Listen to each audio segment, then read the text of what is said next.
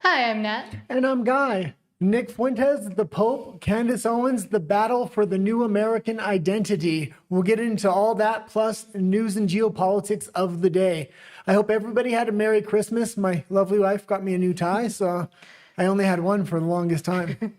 So yes, we will be streaming on RUMBLE and YouTube, and also all of next week as well. So Yeah, and Merry Christmas also belated to all you and your families. And please leave a comment. It helps the show go a lot more smoothly. Every 20 or 30 minutes or so, we go through all the comments and we read them live. So let's get into the first couple stories. And I put a couple Christmas stories in here just so we can kind of talk about the identity of not only America, but the West in general. So yes, starting off from Wall Street Apes, and this has been happening quite a lot all over. Says another Christmas tree set on fire. Has anyone else noticed there are essentially no attacks on any other faiths holidays except for Christians? Yeah, and especially in the UK, the United States had a few as well, but there were a lot of Christmas tree burnings which looked to be Muslims, at least on these videos. I grabbed one for an example, but there were quite a few floating out there.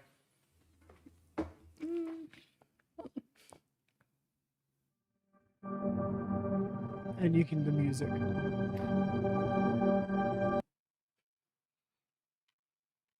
That looks okay. tropical. And you can replay it one more time.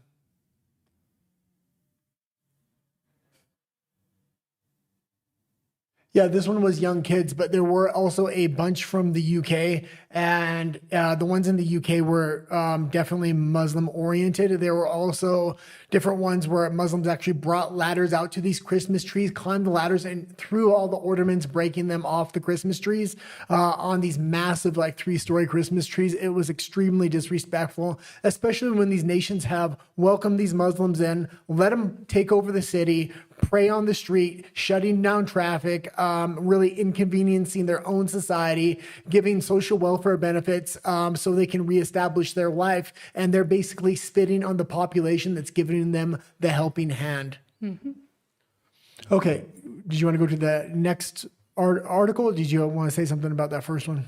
Well, again, we've seen it all over. It seemed that there was a Spanish sign there, so maybe it was somewhere in Latin America or Spain, maybe, but that seemed to be a Spanish-speaking country or place. You introduce this next one because I have no idea what it is. Yeah, let's go to the next clip here. From See Through It All, quote, this guy keeps giving us gold. The ethno-nats, I'm guessing ethno-nationalists, have already stopped being English because they've already denied their Christian heritage. Christian nationalism can have no truck at all with ethno-nationalism because it contradicts the Catholicity of the state. Okay, and I kind of put this in here because we started covering kind of social media influencer drama because of Candace Owens and things of this nature, but it's really turning into something more. It's turning into a battle for the new American identity. And if they don't get an identity, meaning they don't establish whether it's a Christian identity or what does it actually mean to be American, they're going to have no identity, and the neoliberal identity is going to be their identity, which is no identity. Just bring the immigrants in, and it's really power politics at that point. We've seen this happen to Canada. We're seeing it happen to the UK, to a bunch of EU countries. The United States has recognized this, looked to their neighbors in the north and across the Atlantic Ocean and realizing they need an identity. Otherwise, they're going to end up like these other nations. And that's what's kind of happening. Let's listen to this clip. And I thought he got a lot of this right, but across the Pacific Ocean. No, it would be Atlantic Ocean. Would it? Yep, that's where the UK is. Oh yeah, this is wait. I'm not good with geography. But so you're if we're good at talking about correcting me. England English, then I would say that the ethno-nats have already stopped being English because they've already denied their Christian heritage. And that if we are true to that Christian heritage, then other tribes, other nations can be grafted into the English, because the Bible teaches that. When Israelites left Egypt, they left with a mixed multitude. In other words, there were Egyptians and Nubians who came with them, and they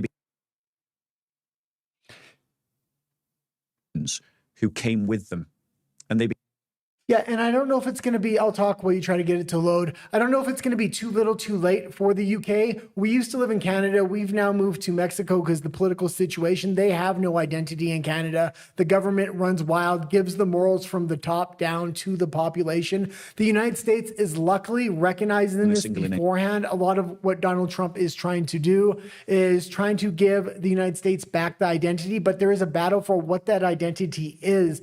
This gentleman wants to do the same thing in the UK. I almost think it's maybe too late for the UK. I know Reform UK is coming in there, and I hope they can manage to get an identity. The question is, will the government flood them with so many immigrants that they no longer have voting power within their own country and they can no longer get an identity? The United States has recognized this soon enough that the majority population still has the majority of the vote, so they can potentially get their identity back or graft a new identity into themselves, which would probably be Christianity, because they don't have to graft something on top of it. Christianity already existed in the founding and has always been part of America. Nation Israel. This is really important because ethno-nats often talk about the ethno-nation state of Israel. But they forget that Israel was born of a mixed multitude. Moses married an Egyptian. Jesus in his own ancestry has non-Jews listed in his own ancestry. So he was not some pure-blood Jew. And in Romans, it teaches that the Gentiles can be grafted onto Israel. So the Bible teaches the idea that you can bring different tribes together and form them into a singular nation, which is what Alfred the Great did. And we need a similar project. We need an Alfred the Great kind of project in England, that we drop all this liberal nonsense about multiculturalism as a failed experiment, and we say, you can stay here, but you have to integrate. And what do you integrate? Then to make that insistence, you then have to give people a clear vision of what you're integrating into. And that has to be Christianity. Christ is the father of an eternal kingdom.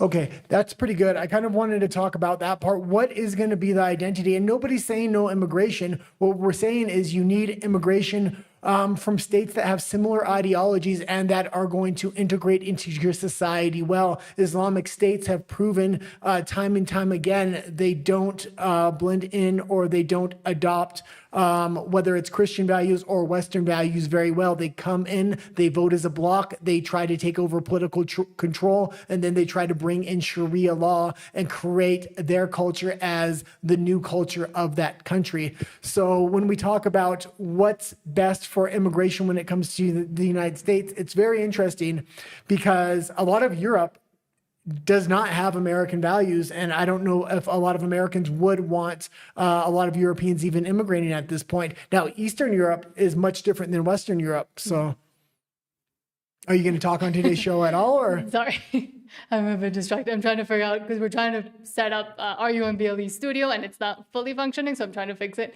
But yeah, I agree. But I think just in general, most countries do have to go back and understand what they want their cultural heritage to be, and if it matters to them at all. A lot of them have started to say that it doesn't matter anymore. Well, it doesn't matter to countries like Canada and the UK, where it's so far gone, and their plan is just to have millions of more immigrants, which is going to take voting power away from the original inhabitants of that country. The United States has recognized it early enough, but now they have to set a standard. What does it mean to integrate? What are you integrating to? What are the values that you're going to integrate? And what countries do we want immigrating into our country? Donald Trump has said it very clearly. We want to trade with countries that are ideologically aligned with us. And I think that would be a good statement to say we want to have immigrants from countries that ideologically align to us as well, not countries that are the complete opposite, want to come in and take over and basically hate America. But a lot of other countries would be smart to do the same or start asking these questions. I know the UK is asking them now, but I keep saying it may be too little too late.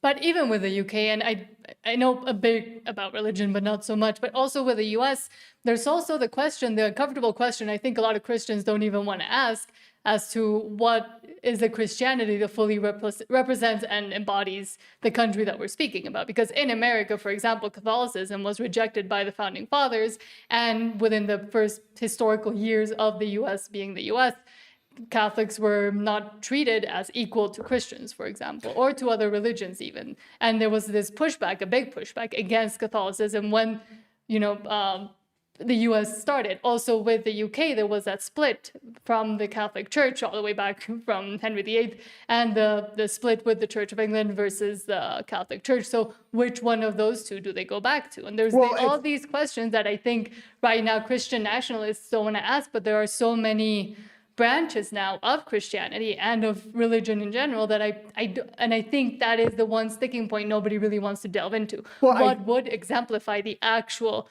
cultural heritage and the actual way forward that all of these Christians want to. Yeah, they are. Number one, they are delving into it. Number two, it doesn't have to go back to the founding of what the founding of the country was. What it is, the identity we want to build from today. Now, obviously, the history of the country is going to have a lot of influence on that. Within Christianity, there's absolutely a war going on, but I think they're looking at a bigger war going on against the secular West right now.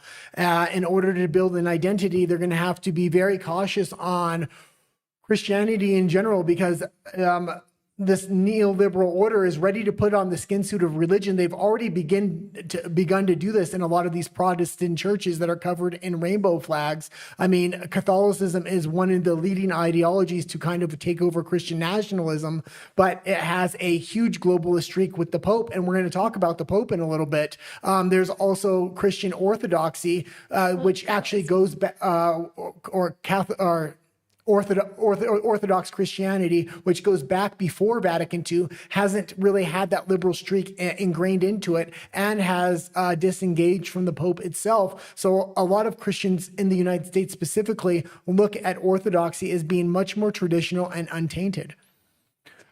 Let's talk about Rafa, though. Yes, hello, Rafa. And Rafa says, hope you had a Merry Christmas. Same to you and your family. Hopefully everything went nice and smoothly and you got to celebrate the birth of Jesus.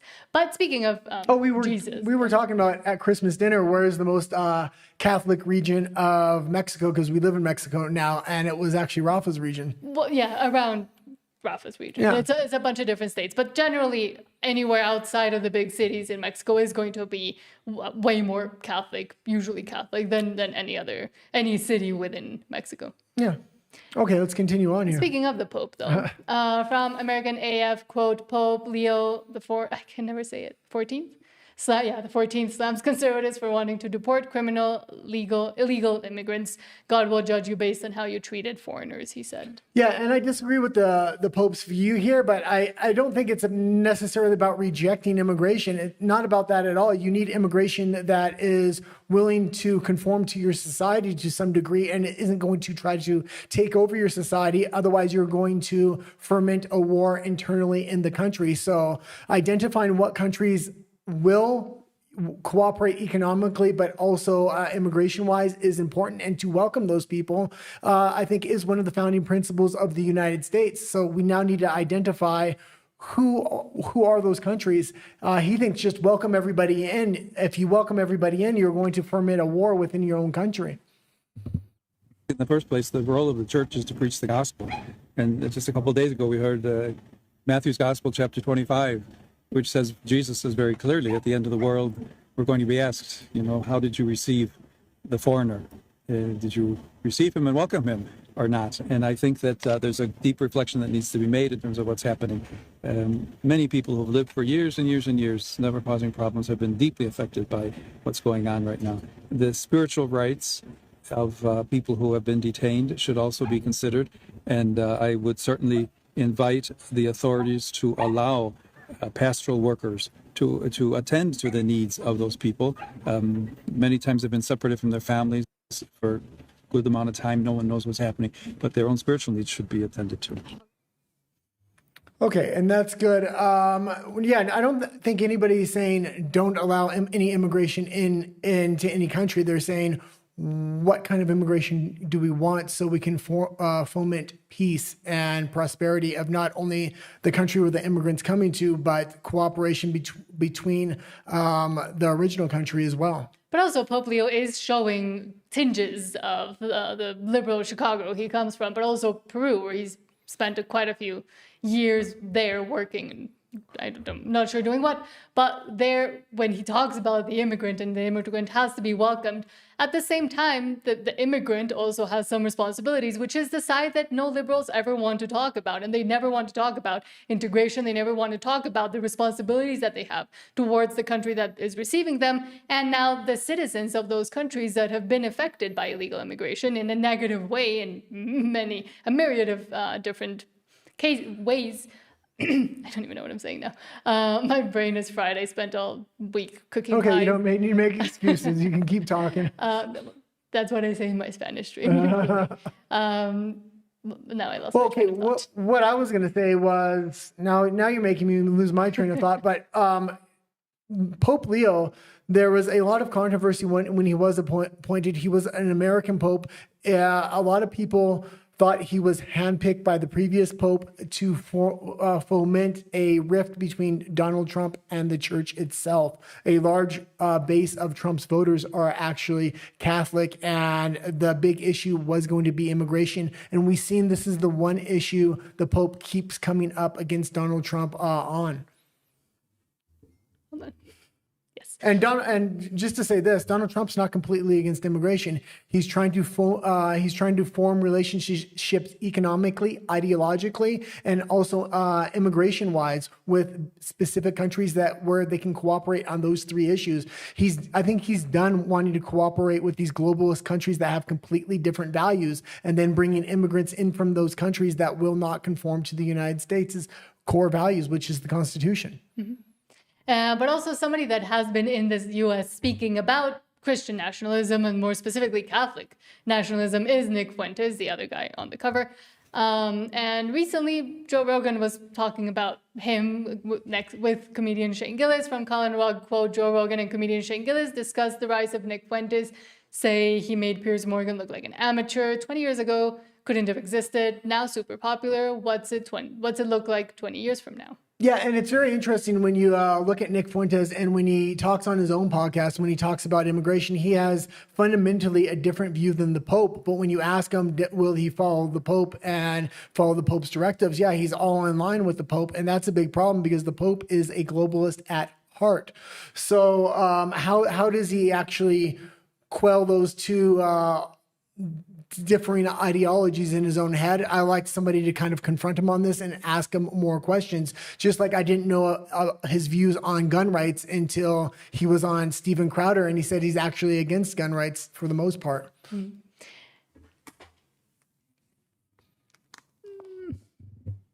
Due for war. You think we'd have more presidents? The Catholics. Yeah, we only had one. Biden Right? too. Oh, Biden's Catholic. We got Biden. Allegedly. True. We only got one. He got shot, and then Biden was doing auto sign. Give us a good one. Yeah. You got anybody in mind? Nick Fuentes? He could probably win in a few years. Hold on, let's talk. Listen, he couldn't have existed before, right? 10, 20 years ago, couldn't have existed. Now, super popular. What's 20 years from now look like? You know, maybe someone like that can win. Well, we'll see. I got to pee so bad. We got to wrap this up anyway. I'm It's down. like 4:18. We got that one at the buzzer. Yeah. Well, listen, I will say this about it. It's fascinating to watch that there's like a whole group of people that feel very unrepresented in the world, and especially like young men. And here you got this young guy with a very high verbal IQ, and he also does a lot of shit posting, a lot of talking shit, a lot of trolling. Okay, you can leave it there. I think our internet's pretty slow today. That being said, in the past, Fuentes has shown an inkling towards politics here or there. He now says he's not interested in politics. I could see him definitely running for politics one day. I don't think it would take 20 years. The extreme left and right are really having things advance at a much higher rate, especially for social acceptability for certain ideas. So 5 to 10 years, I could see somebody like that potentially running for Congress and eventually president. Now, would I vote for him? I would have to see what his views are at that time, but it's very interesting. You'd also have to be in the U.S. to vote for him. But with Nick Fuentes, and I've said it over and over again, I think he's a great diagnostician, but at the same time, the prescription he hands out doesn't fully even apply to the U.S. because once again, he comes from this Catholic vision and this actually wanting to follow the Pope and the Vatican, which goes against U.S. principles just in general, but especially nowadays, it goes even more against the principles of, for example, MAGA or putting America first.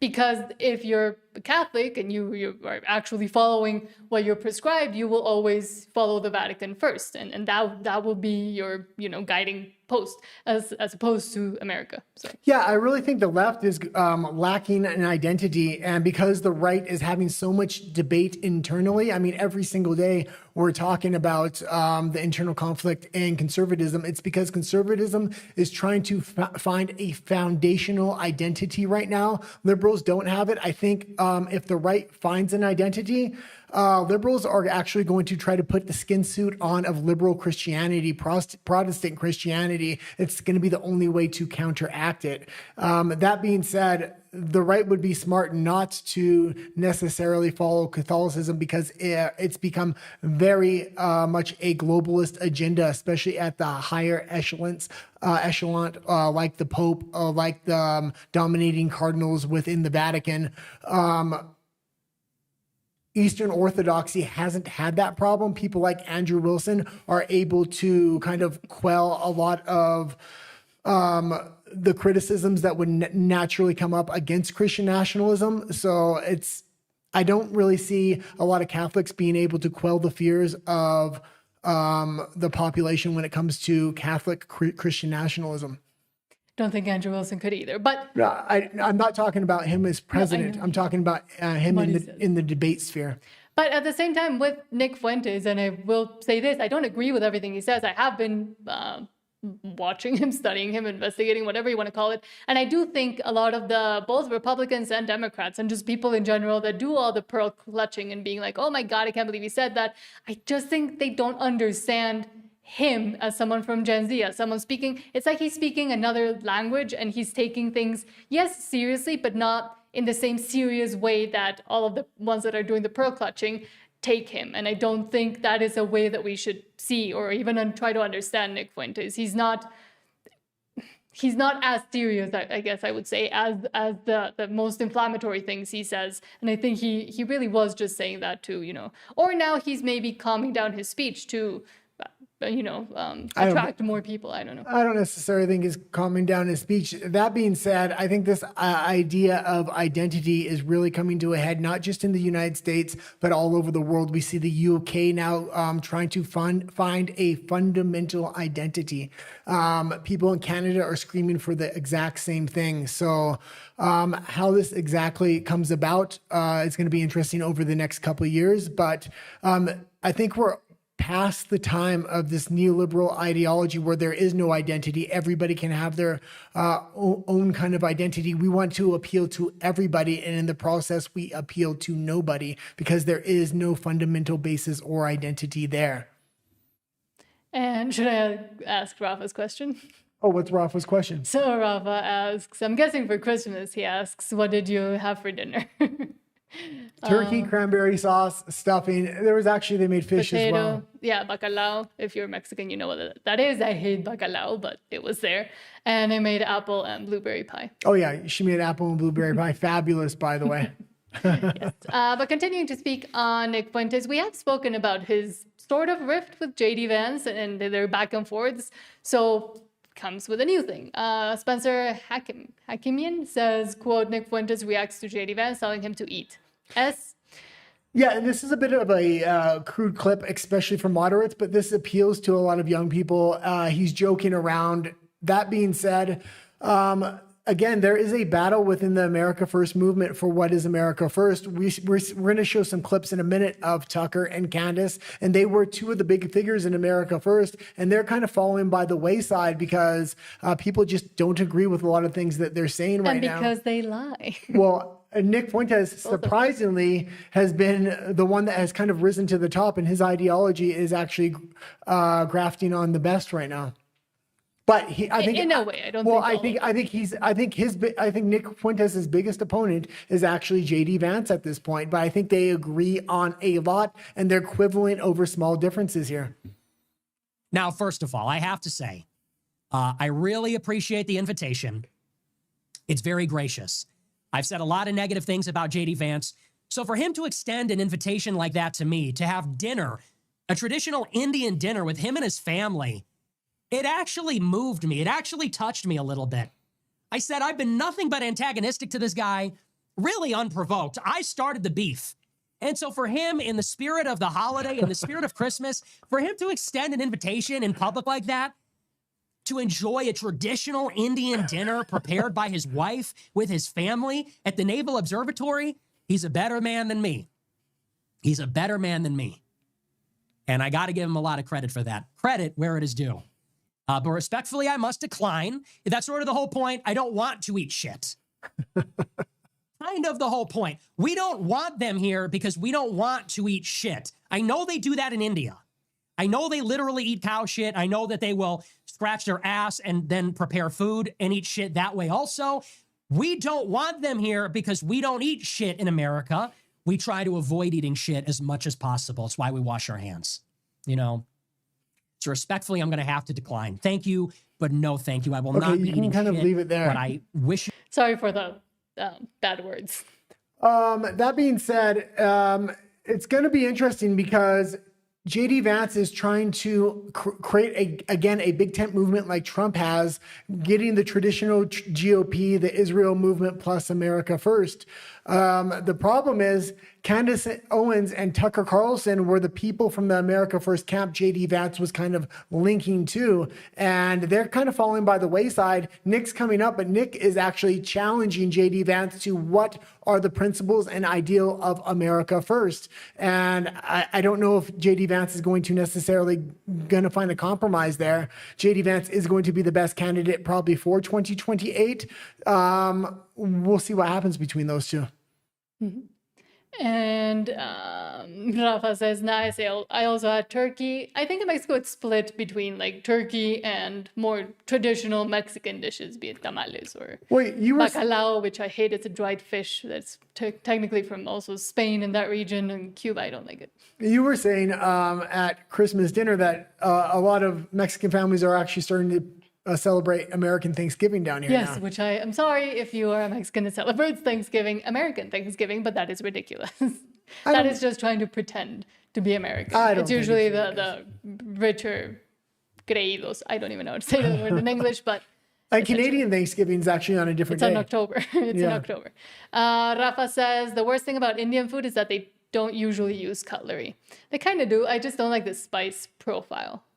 And when I worked at a school in Vancouver, Canada, there were also not that many Indian kids, but there were a lot of Iranian kids. And for some reason, the smells of what they eat are not. And I'm different. I absolutely love Indian food. I used to cook it all the time. You used to hate the smell of it. I know how to make curry, and I'm not bad at it, but I don't like it. I used to force you to make curry for me all the time when I used to go to work. Yeah, it was good, and he would take it to work. When he would work with all the other Indians. So it was all Indians at my work. I did fit right in. But no, not a fan of. But funnily enough, mole in Mexico is, I guess you could say, in a way, don't get mad at me Mexicans, but I mean, it's a really spiced sauce, kind of like curry, but for some reason the spice profile is too different, I don't like it. Yeah, and I will say this, because I did work with a lot of Indians and a lot of Muslims when I was living in Canada at a lot of different type of jobs. That being said, neither of them really integrate into the culture very well, mainly because Canada doesn't ask them to integrate into the culture. If Canada did put a pressure on immigrants to integrate into the culture, Indians would be much more willing to integrate and adopt the culture of the host country. Muslim countries are not willing to whatsoever. Mm-hmm. And Rafa asks, by the way, where's Emma, your favorite bot? Maybe she's on Christmas vacation. Well, maybe they didn't like us putting the Pope on the cover today, so maybe they stayed away. But continuing on, and you mentioned Tucker, and Tucker has been flip-flopping on a lot of things, even on the people he knows. He actually knows now. He says, I've never met them. A lot of his positions have changed, especially after taking quite a few trips to Qatar and now buying a house there. So I'll let you connect the dots. And I'll kind of say this. We got a couple clips of Tucker and Candace, and I'm slightly changing my opinion over time here, especially Mine's been yours has been straight on. That being said, I'll explain my positions because they are nuanced, and I am willing to change when I'm given new data. But let's talk about Tucker first, and then we'll go into Candace. And for Candace's clip, I did put some people that are kind of traditionally on her side. So From Eyal Yacobi says, quote, breaking Tucker Carlson dismissed the Turning Point USA poll showing that most young conservatives see radical Islam as America's top threat, claiming it isn't true. He added that he doesn't know anyone ended by radical Islam in the US over the past 24 years. He must be dumb or blind or both. Okay, well, I'll comment after, actually. Interesting. TV USA did a poll during AmFest, or I guess it was after AmFest, and they asked the audience, what they consider to be the greatest threat to America. And they did put radical Islam at number one. I'm wondering where you think those sentiments are coming from. I mean, I've heard you say before that this is an op and that we all know which foreign government it's actually coming from. Which government is it? And can you explain how that operation works? How is it, kind of lured into those? From the Israeli government and its many defenders and informal employees in the United States, of course. And I guess I would just say if that was actually, I don't know how to respond to the poll. I don't know who answered it. And just so everybody knows, it's at 1.25 speed, so we don't get dinged for copyright. We play all of our clips at 1.25 speed. But, I believe in measuring reality a little more empirically. And, I don't know anyone in the United States in the last 24 years who's been killed by radical Islam. Interesting. TV USA did a poll during AmFest. Okay, and I'll kind of say this.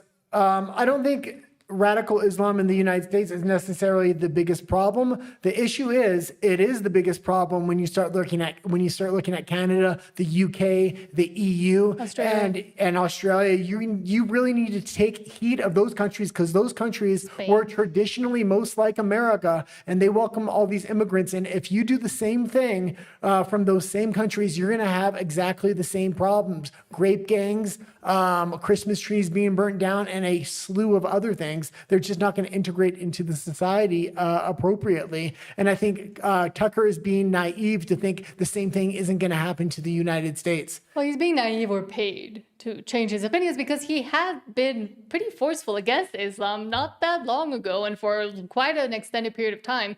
And there's, records because most of what he said has been recorded. So you can literally go back and see when he started changing his opinion. And it was interestingly around the time when he got more funding for his new program and Tucker Carlson Network and all of that. And the funding is coming from different places. I'll also say, you want to take a warning of the type of immigration you're allowing into your country. And I think the U.S. is really asking that question now. And it's a shame a lot of these other Western countries never ask this question until it's almost too late. What was I going to say?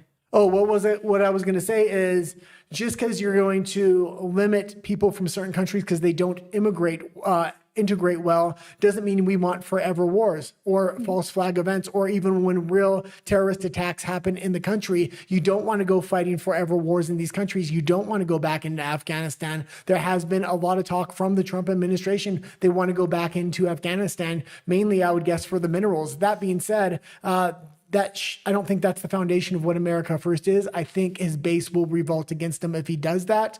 Forever wars in the Middle East need to stop. That's part of the issue a lot of the America First movement happens to have with Israel. Their undue influence within the United States, but primarily they are the flashpoint for another never-ending war in the Middle East.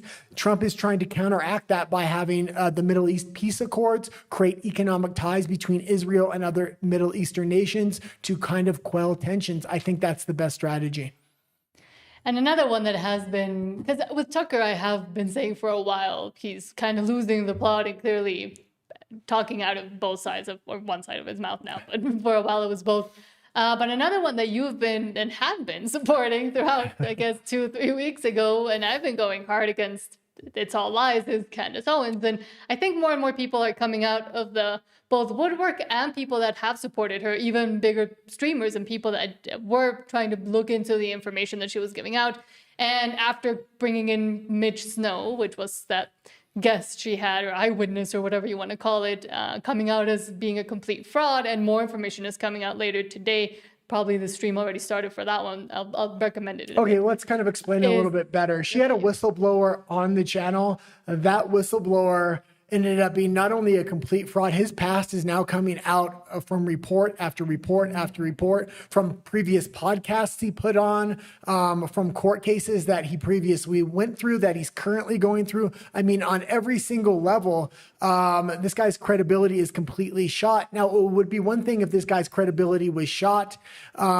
It's another thing when Candace Owens has really staked her reputation on this guy, started a Gibson Go account for this guy, told people on her channel to donate to him. They raised over $120,000, and now it comes out that he's a complete fraud. If she wanted to give him $120,000, she could have gave it to him. I mean, she has tens of millions of dollars. Her husband has tens of millions of dollars, but they went to people at Christmas time, U.S. citizens that don't have that kind of money, and asked to donate out of the kindness of their heart. And I think that's really going to fundamentally undercut what she was trying to say. And people are starting to kind of wake up to this.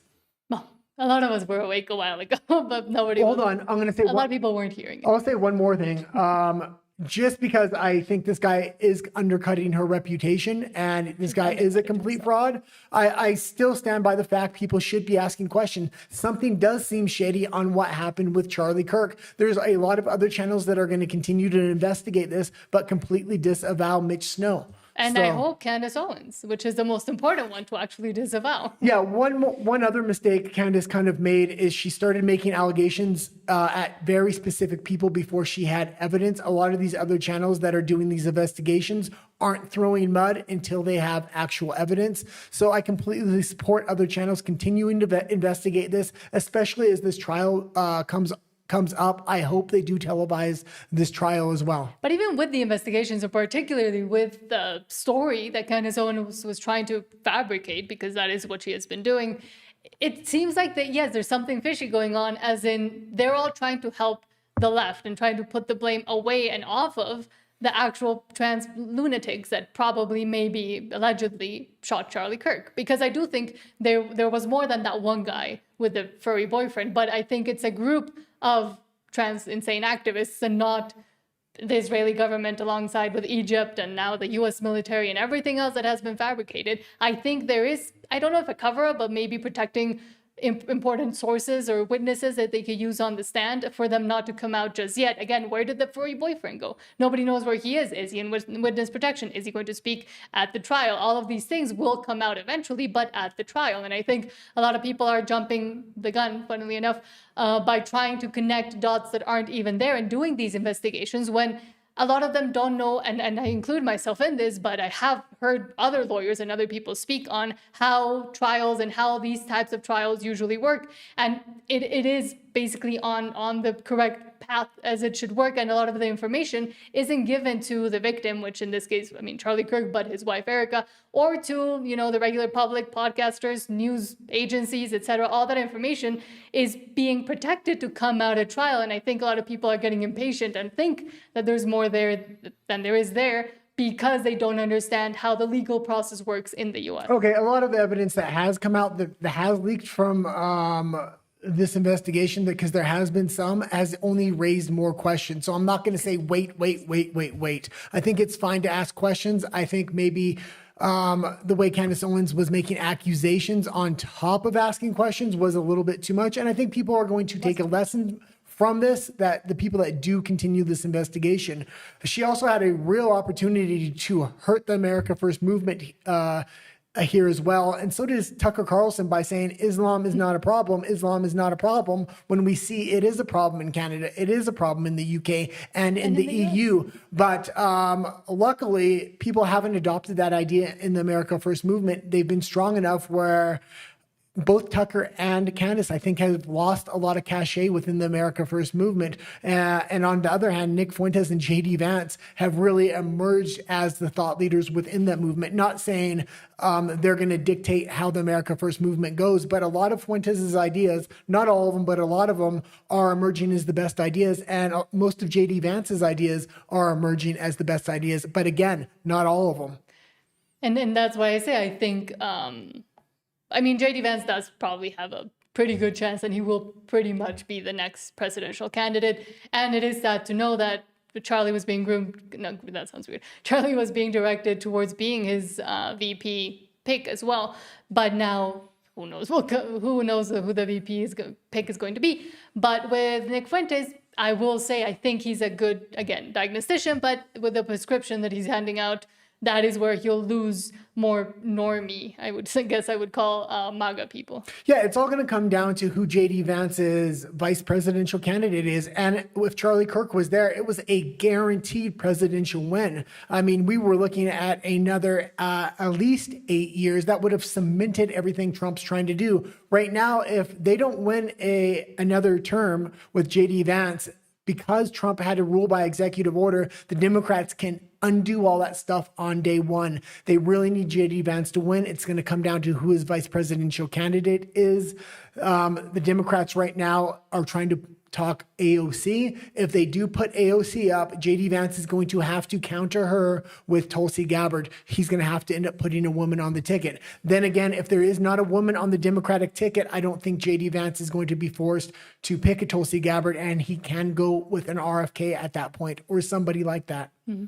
But let's go back to Candace and how she has been uncovered, I guess you could say, by even the people that used to support her. From Kanikoa the Great. Again, Kanikoa is the one who did that whole Excel spreadsheet and explaining why she got the Egyptian planes thing completely wrong.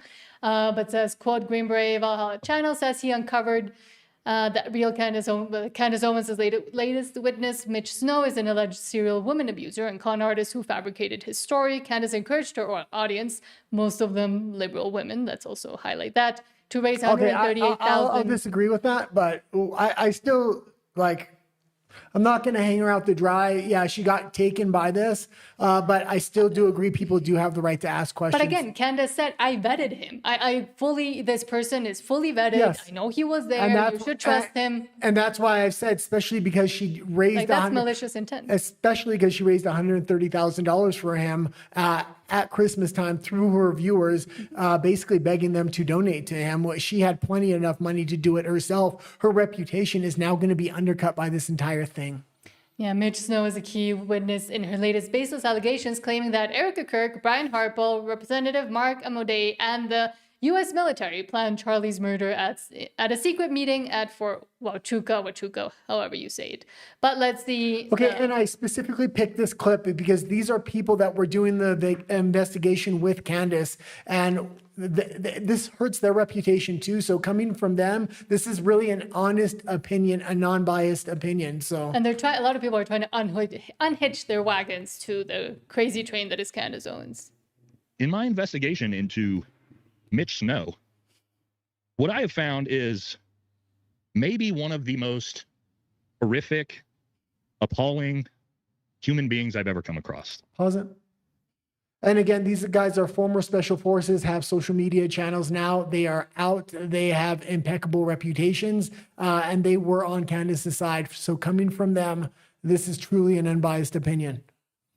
The amount of violence against women in his record, kidnapping, abuse, fraud. Oh, I have the proof. I have it all. I have all the documents. It's really, really, really bad. And I'll tell you this, regardless of how we feel about Candace, we're fans of Candace. I stand up for women, as does JD. Me and JD both have very staunch anti-abuse against women and children stances. Hardline for both of us. I don't care who you are. If you platform and raise $130,000 for someone who has a visceral history of abuse against women, that's going to blow your guys' mind. I'm not going to allow that to happen. It's 1,000 times worse than any of you guys could have ever imagined. The stolen valor, the Fort Huachuca, well, we're going to debunk that. But that is nothing to this story. I'm actually horrified. I've talked to all of the victims. I've talked to his entire family. I've talked to his children. His own son, by the way, who was an Army veteran, will be coming out and speaking publicly with us to explain to you how his father, what a con artist his father is. It is insane who this man really is. That is coming Friday. Now, we don't need to, again, I'm pretty emotional about it because listening to all of these victims, it's been rough. It's been rough. And again, I'm going to bring you every document, all the domestic violence Can you files, pause all it the for a court, second? all the We'll court talk about it for a minute, and then we can finish playing it. That being said, they're going to do their full investigation. It's supposed to go on air today, I believe. Not fully with them. There's another channel guy I've been watching called Gary Melton or Paramount Tactical. He owns a gun store and he got into all of this because of the 30-06 allegations and claims. He was also a former veteran, a former in the military. I am going to say these guys are continuing to ask questions, and they're going to continue to ask questions. And is a whole community of people. That being said, this is the right stance to take. They're not only disagreeing, they did a full investigation and are discrediting Mitch Snow himself. So this is the way an investigation should take place. Candace Owens shouldn't have staked her whole reputation on this guy, raised money for this guy, and said she had completely vetted this guy to begin with. Again, I was on Candace's side. Anybody that watched the show knows I was. At this point, she has gone a little bit too far, and it's going to be very interesting what these guys uncover. But I will also say, yes, this guy's uncovered the Mitch Snow thing. Alex Jones has also been saying he's going to do an expose on this guy. And I will say, you can never claim who was the first one to fully discover it, but there were other people beforehand being abused by Candace's fans, essentially, for coming up with all of this information, with doing the actual investigation, calling different military offices and services to figure out where this Mitch Snow character came from. They spoke to the families first and beforehand, and one of those was Paramount Tactical. So I will give, I guess, the credit of the investigation and publishing all of this to Kaneko the Great and to Paramount Tactical. And these guys, it's good that they're coming out and saying that they're also investigating that. But a lot of people, especially just people on X, random people, started looking into his claims and into his past appearances on podcasts for Mitch Snow, and started saying way beforehand, hey, this guy is crazy. And they were attempted to be discredited by Candace's fans. So I will just say, this information, I do want to give this information has been coming out for a week. We've been kind of up to date on it. That being said, these two people that we just showed the clip from, it was important that they came out and said something because they were distinctly in Candace's camp. It's important that the people in that camp actually come out and say, no, she was wrong. This isn't right. Mm-hmm. I mean, and I do agree with that, but... I will say one more thing, and I know this narrative's coming out, and it could be true. People are saying the government's sitting up Candace by sending this guy. This guy was an asset, and this was the intention the entire time. If that's the case, she said she had completely vetted him. She should have presumed something like that would happen and not staked her entire reputation and then raised $130,000 for this guy off the back of ordinary Americans. And yeah, exactly. She said, we vetted him. He's fully legit. You should trust him. She staked her reputation on him. And that also helped with candy cults coming out and still trying to, it's the cognitive dissonance that she has created with the people that watch her to come out and say and find every possible excuse as to why she is still correct. And it continues to be more and more insane fabrications and excuses being put up, which I think is showing the light to a lot more people. Yeah, and that's not to say these people can't ask questions. They're going to continue to do that. But direct attacks and direct accusations are not part of asking questions. It's only going to cause more division. Yeah. And at this point, it's best to do a legitimate investigation and wait till you have evidence until you start throwing names out there. Or just don't throw the names out there. But let's finish watching the clip and then talk about Paramount Tactical.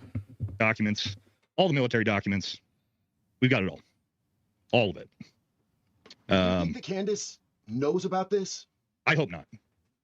And guys, this is what's really making me uncomfortable. If Candace knew this about this guy and decided to still platform him, I'm gonna be horrified. I'm gonna be absolutely horrified if she did this knowingly. Pause it one more time. Sorry. If she didn't know about this guy was all over podcasts before, literally talking about these situations that he was in court over. So the fact that she said she absolutely vetted him and he could be trusted, like it was easy. She obviously didn't vet him, at least to the extent she should have. And again, a way that she has conditioned, I will say, her fans to lie for her is that a lot of them have come out to say and showing clips of her saying, oh, we vetted that he was there. We 100% vetted him, that he was there. So she has in a way, plausible deniability by saying, well, we vetted that he was there. We didn't vet him, but we vetted the fact that he was there. He showed us the hotel information and the car rental information. So in a way, she's covering herself. It's bad. Okay. This is just who he is as a con artist. We haven't even got into debunking the Fort Hood Chaka story, which we're going to do very easily, by the way. But yeah, sorry. And again, it's making me emotional because I've sat on phone calls with hours with his family members, his kids. And we're talking about a litany of women that have been abused. Not one, not two, not three, not four. It's really, really, really bad. Okay. And we are going to get into news and geopolitics, but we have, I think, 3 more stories going forward here about kind of what's going on in content creation world. Well, and again, I will say right now, world. funnily enough, Paramount Tactical, Gary Melton, they have been saying that, again, they have also spoken to the family members. A lot of them are actually getting together. A lot of the people that have been doing the research into Mitch Snow, for what you got, everything else. Mitch Snow is the gentleman with the glasses there. That looks like a turtle. Yeah, it looks like a turtle. But yeah, so today they're live at 6 p.m. Eastern as they uncover the truth and come out with all the information about him, but also debunking why his story doesn't fully make sense to what Candace is trying to fabricate. Yeah. So go watch it. I do recommend Paramount Tactical. Okay, let's go into the last 3 stories, and they're a little bit...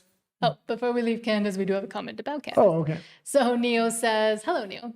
Merry Christmas, belated Christmas. Neo says, Tucker and Candace only care about money. I believe Ian Carroll is honest.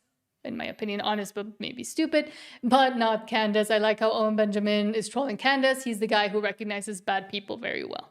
Yeah, and I'll also say I think they're all intelligence assets working for different intelligence agencies, whether it's Candace with MI6 or Tucker with potentially Qatar or Nick with the U.S. government. That being said, you're going to have to pick what you agree with and what you don't agree with. These are some of the biggest influencers that are going to have a say of what the America First movement becomes going into 2028.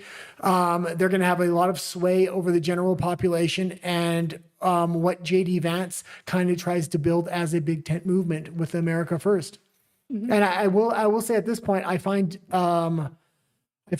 Nick Fuentes surprisingly to be the most earnest or honest amongst them. He'll say things that he knows people won't agree with, but he doesn't say things to appease people. He says them because he actually probably believes them. Mm-hmm. And all those things aren't appealing, not to me and not to a lot of people, but a lot of it, what he does say are some of the best ideas in the America First movement. And on Nick Fuentes, we have spoken about this next, what we're going to show next, quite a bit. And I do think they did a perfect analysis almost of Nick Fuentes. And I really would love to see Nick Fuentes debate them. And they are Based Camp. They have a podcast. They have been banned on and off from YouTube. This clip isn't about their analysis on him, but they made a video on him, which was very good. It actually changed a lot of my opinions and how I view Nick Fuentes.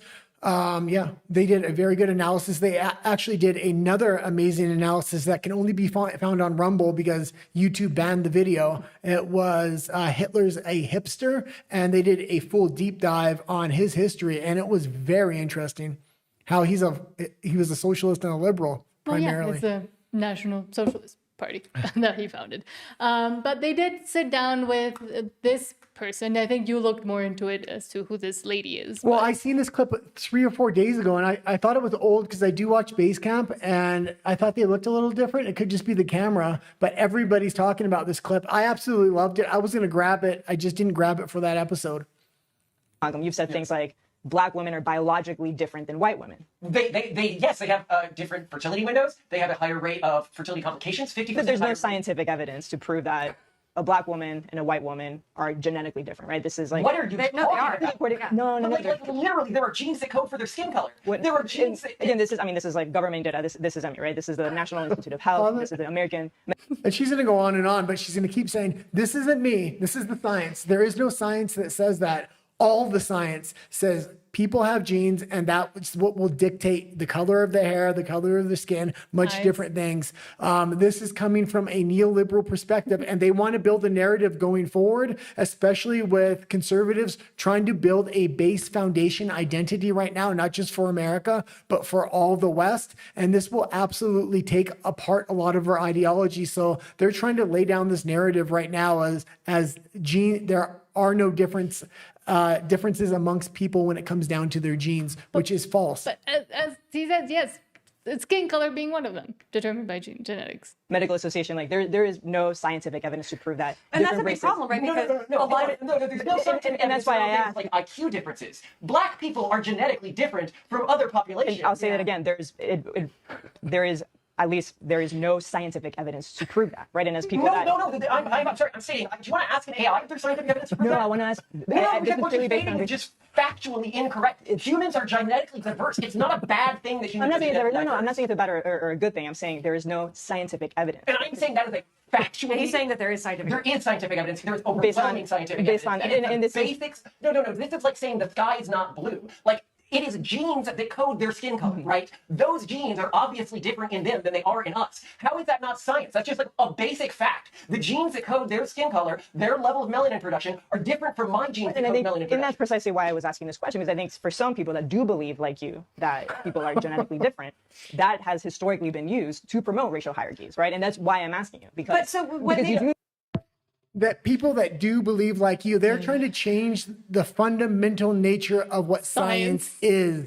This is why people no longer trust science, because they'll put out false studies and then they'll have somebody like this do an interview saying there is absolutely no evidence. And then she'll quote one study that was bought and paid for. I'd really love to know how her career is going now. Well, I actually was very interested by this clip when I seen it a few days ago, and I tried to investigate her. She's actually from Spain. Well, if you didn't know, Spain is one of the wokest European countries there is. I couldn't find any other interviews she did in English. I was actually surprised she spoke this well English, because I thought she would have done other interviews. I believe she had gone to Harvard. That's sad. But she's very much in the hard woke liberal camp. As I was just looking at her stuff she did in Spanish, and it's definitely within that camp. But the fact that they're trying to quote science when it's actually the exact opposite of the science they're trying to quote is insane. And you can see he was getting extremely upset. It's almost like she was trolling him, but she wasn't trolling him. Those are her actual beliefs. Which are insane. And she's trying to make him think like he's crazy. Yes. Because, this is not me. This is the science.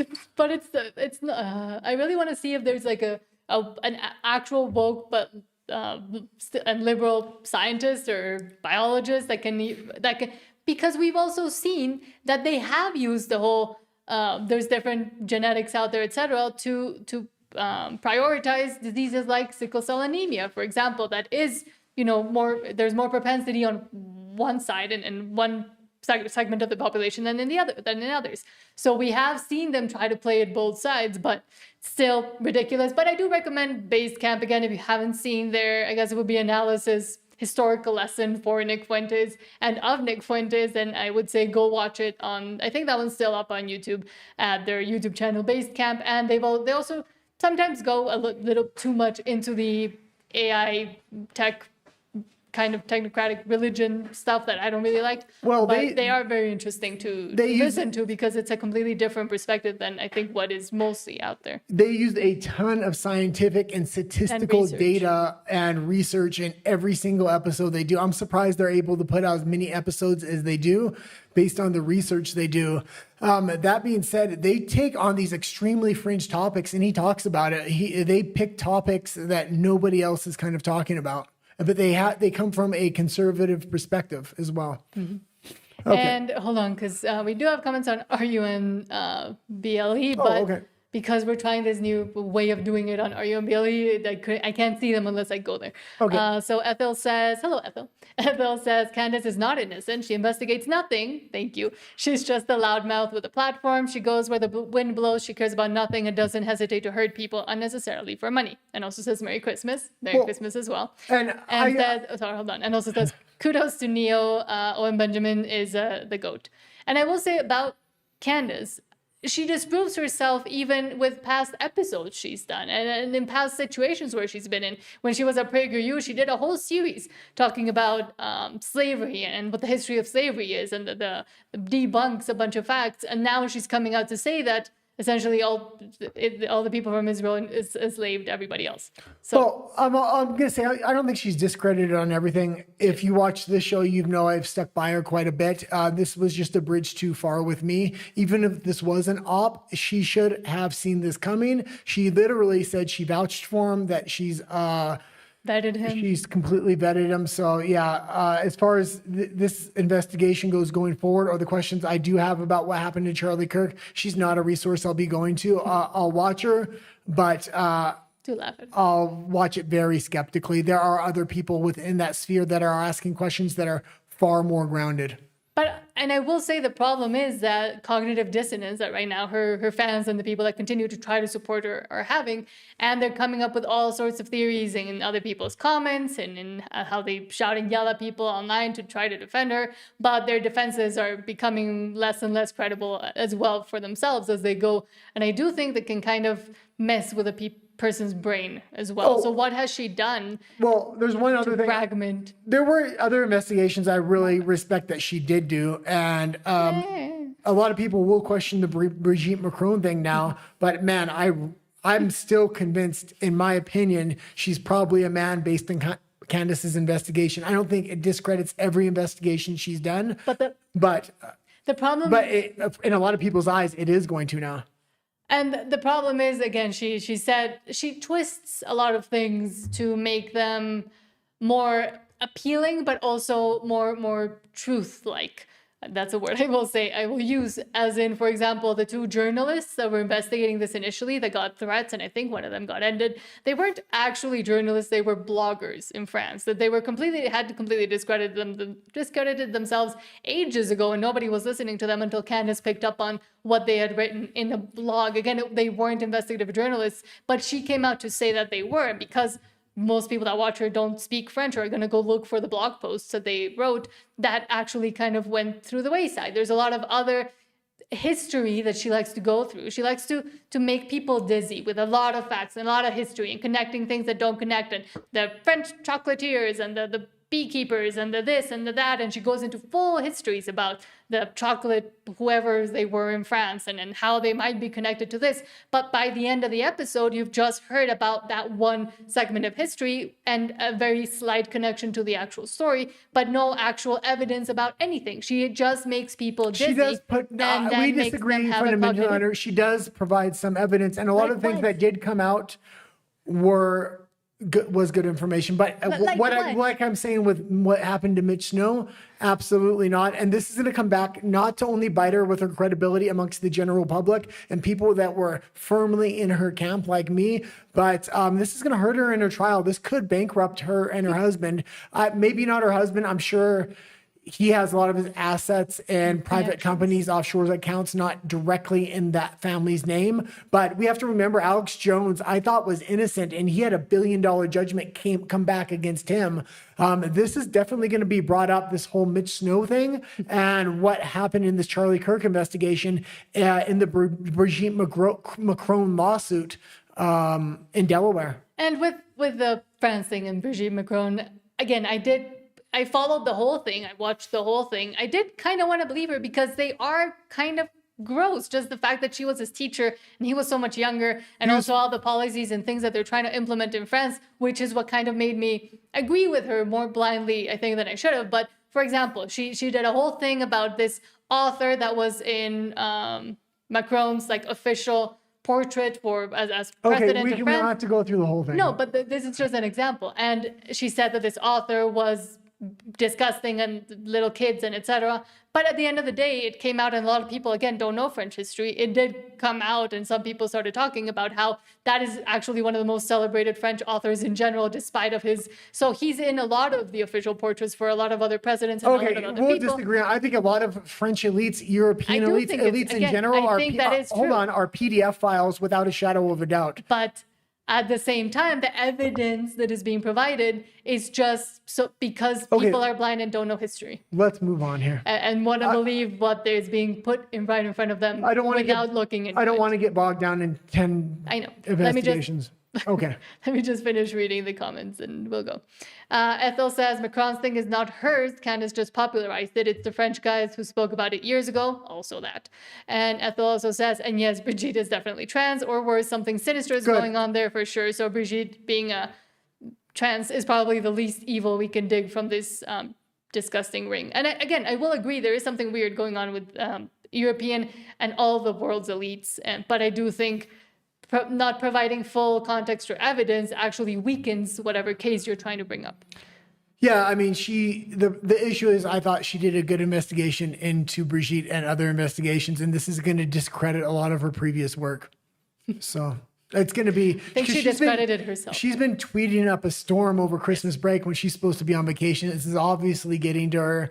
And man, when she comes back, I will definitely want to see what she has to say. And Neo says, absolutely agree with you, Nat. Thank you. Finally, somebody. I'm starting to agree with you more these days. About Candace twisting stories. Her investigation of Kamala. Oh, I also watched that one. Was pure fairy tale. In one episode, she completely forgot what she had said about her in the previous episode. Exactly. And I did notice that as well with the Kamala thing. Because as much as you want to believe it, because you don't like these people, or because they've done horrible, terrible things, or because something's iffy and weird about them, you do want to go along and actually believe what Candace is saying. But then at the same time, she either disproves herself or just weaves a fabricated story or bogs into a detail that is so insignificant but takes up the whole episode. So she at least makes the ad revenue and the super chat money. I will say this. All the pushback Candace is getting now is going to discredit her in the America First movement and trying to build the identity of America First, because she had a very prominent place before this. And this is probably a good thing to happen now, especially well outside the midterms. And Tucker's getting a ton of pushback on his views towards Muslim immigration into the United States because the America First movement is pushing back on that as well. And he's losing credibility. So it's not just like influencers are going to come in here and tell the American people what this America First movement is. It's really being debated in real time. And we're starting to come to certain conclusions. And then you had a story about Brian Krasenstein. Yeah, let's just... on the other side. And again, a lot of the influencer drama we've been going into in the beginning of the show is really talking more about the identity that America is really fighting over and trying to build right now. So let's just go into this. This is obviously the liberal point, from a liberal point of view. Yeah, so from Don Lucre, quote, liberal influencer Brian Krasenstein is being accused of calling for the ending of Donald Trump after posting, Trump is a dead man walking, America should put him to sleep. Now it's the humanitarian thing to do. Yeah, and as the conservative movement moves past Trump, we're already seeing this. JD move past Trump, Tucker, Candace, Nick Fuentes, they're looking past Trump to either JD Vance or who else is going to fit best in that slot or vice presidential slot. The liberals are still Trump derangement syndrome. And this is a huge benefit for the conservatives because with all this infighting going on, they can't get past Trump to, number one, build their own identity, but number two, identify who the best candidates for them will be in 2028. Oh, it's not a video, okay. It's just picture. And he always has Trump derangement syndrome, but it seems like every single liberal commentator has TDS, and this is a huge advantage going into 2028. And Trump definitely plays on this. Nobody's focused on JD. Nobody's focused on what's being planned for 2028. And the next story has been making its rounds on social media as well, and we have spoken about just the generality of this story, but that is Mr. Beast's ex-best friend, Chris Ava Tyson. And apparently this person was found working as a security guard at the movie theater by Neon. Yeah, there was there was a lot of scandals coming out around this person who ended up being trans. He was firmly male at one point during I don't think he's trans. During the framework that he worked for Mr. Beast, became trans, and there was a lot of PDF file allegations coming out. He was eventually fired. He's now working at a theater. This was a lot of drama that was going on for Mr. Beast at the time. People were calling for Mr. Beast's cancellation. And so it's very interesting to see where this person ended up. And I do think there's still a lot of murky things going on with Mr. Beast that he has been able to, quiet down and keep over there in the distance. But eventually it'll come back to haunt him again. And with the relationship he had with Ava Tyson, I think that will bubble up eventually to the surface again. And I will say this, like, I absolutely hate Neo, the kid that's in this. The only reason I know him is he's popping up on social media a ton lately. Bro, they show Netflix shows on this. Oh my God. You could come here and watch Chris Netflix. Tyson. It's Chris Tyson. Oh my God. But Oh my is it God. though? Hi. Mr. Beast? That is no, that's not Mr. Beast. That's him. No way, for real? It might just be someone that looks like that. They never fully verified it. Why is he? Why is he working at it? That's not Chris. Is it? Dude, it's him. Why is For he real? working at it? John, sick. Go say hi. You're a big fan. And pause it for a second. That's actually Ryan Garcia. He's a really famous boxer as well. Now, it's not 100% confirmed, but if that ends up being her or him, without a shadow of a doubt, Neo went there on purpose to kind of expose this. And because this clip has been making the rounds. Again, it has not been confirmed, but if it is confirmed, without a shadow of a doubt, he knew that that person was there and wanted to make a social media clip for this. And it worked. He's well known for doing stuff like this. Okay, let's go into actual geopolitics of the day and news. Again, we're going to continue to review the first half an hour or hour of the show of America trying to lay a new identity for itself. And that's really playing out through the social media influencer sphere and politics. And it will also end up affecting, because America, like it or not, has such a big influence. It is important. It does affect a lot of other countries around the world and just the world in general. So I think it is important right now. America's at a pivotal point to, number one, fully define where they want to head and what they want to do, but also their own cultural identity, religious identity, everything else moving forward. Now that a lot of the other things that were in the way, a lot of the really woke things, have been kind of taken care of. Not fully, but taken care of. Yeah, if America firmly establishes that identity, whether that's Christian nationalism or Christianity at its core or something else, and they end up fixing the country somewhat, this will send a message to the other Western countries, will have dramatic change. But also Trump's doctrine, if J.D. Vance gets there in 2028, they're laying claim and they want to really bring up the Western hemisphere when it comes to trade, immigration, and other things. So it will have a huge impact in the entire Western hemisphere. But something Trump did do and deliver on during the Christmas break, or the 2 days of Christmas, was something that he had been, forewarning that would happen if attacks didn't stop on Christians. And finally, he did do something about it over the past few days. Fox News says, quote, President Trump said the U.S. launched airstrikes in Nigeria on Christmas night, targeting ISIS militants he accused of killing Christians, or that have been shown killing Christians, calling the operation decisive and warning further attacks would follow if violence continues. Yeah, the fact that he's doing this in the name... That is a good identity message to send out. Yeah, well, the entire first portion of the show is about America building its identity. Trump himself doesn't necessarily have this huge religious identity to himself, but he's making religion a foundational core of the United States, and the way they're going to use force, the way they align with other countries ideologically. As we know, in Nigeria, there has been a huge slaughter of Christians by Muslims in that country. So I'm sure this is welcomed by a lot of the American people. And it's not a forever ending war. These were strategic strikes that probably won't continue to happen. And that's what we want to see if force is used. Breaking moments ago, President Trump announcing a powerful strike against the Islamic State in Nigeria. Let's go back to Madison Scarpino live in West Palm Beach with the breaking details. Madison? Yeah, Mike, President Trump says that strike was deadly, and he says it's because they've been targeting and viciously killing primarily Christians. Now, he just made the announcement on Truth Social saying in part, quote, I have previously warned these terrorists that if they did not stop the slaughtering of Christians, there would be hell to pay. And tonight there was. The Department of War executed numerous perfect strikes, as only the United States is capable of doing. Under my leadership, our country will not allow radical Islamic terrorism to prosper. May God bless our military, and Merry Christmas to all, including the dead terrorists, of which there will be many more if their slaughter of Christians continues.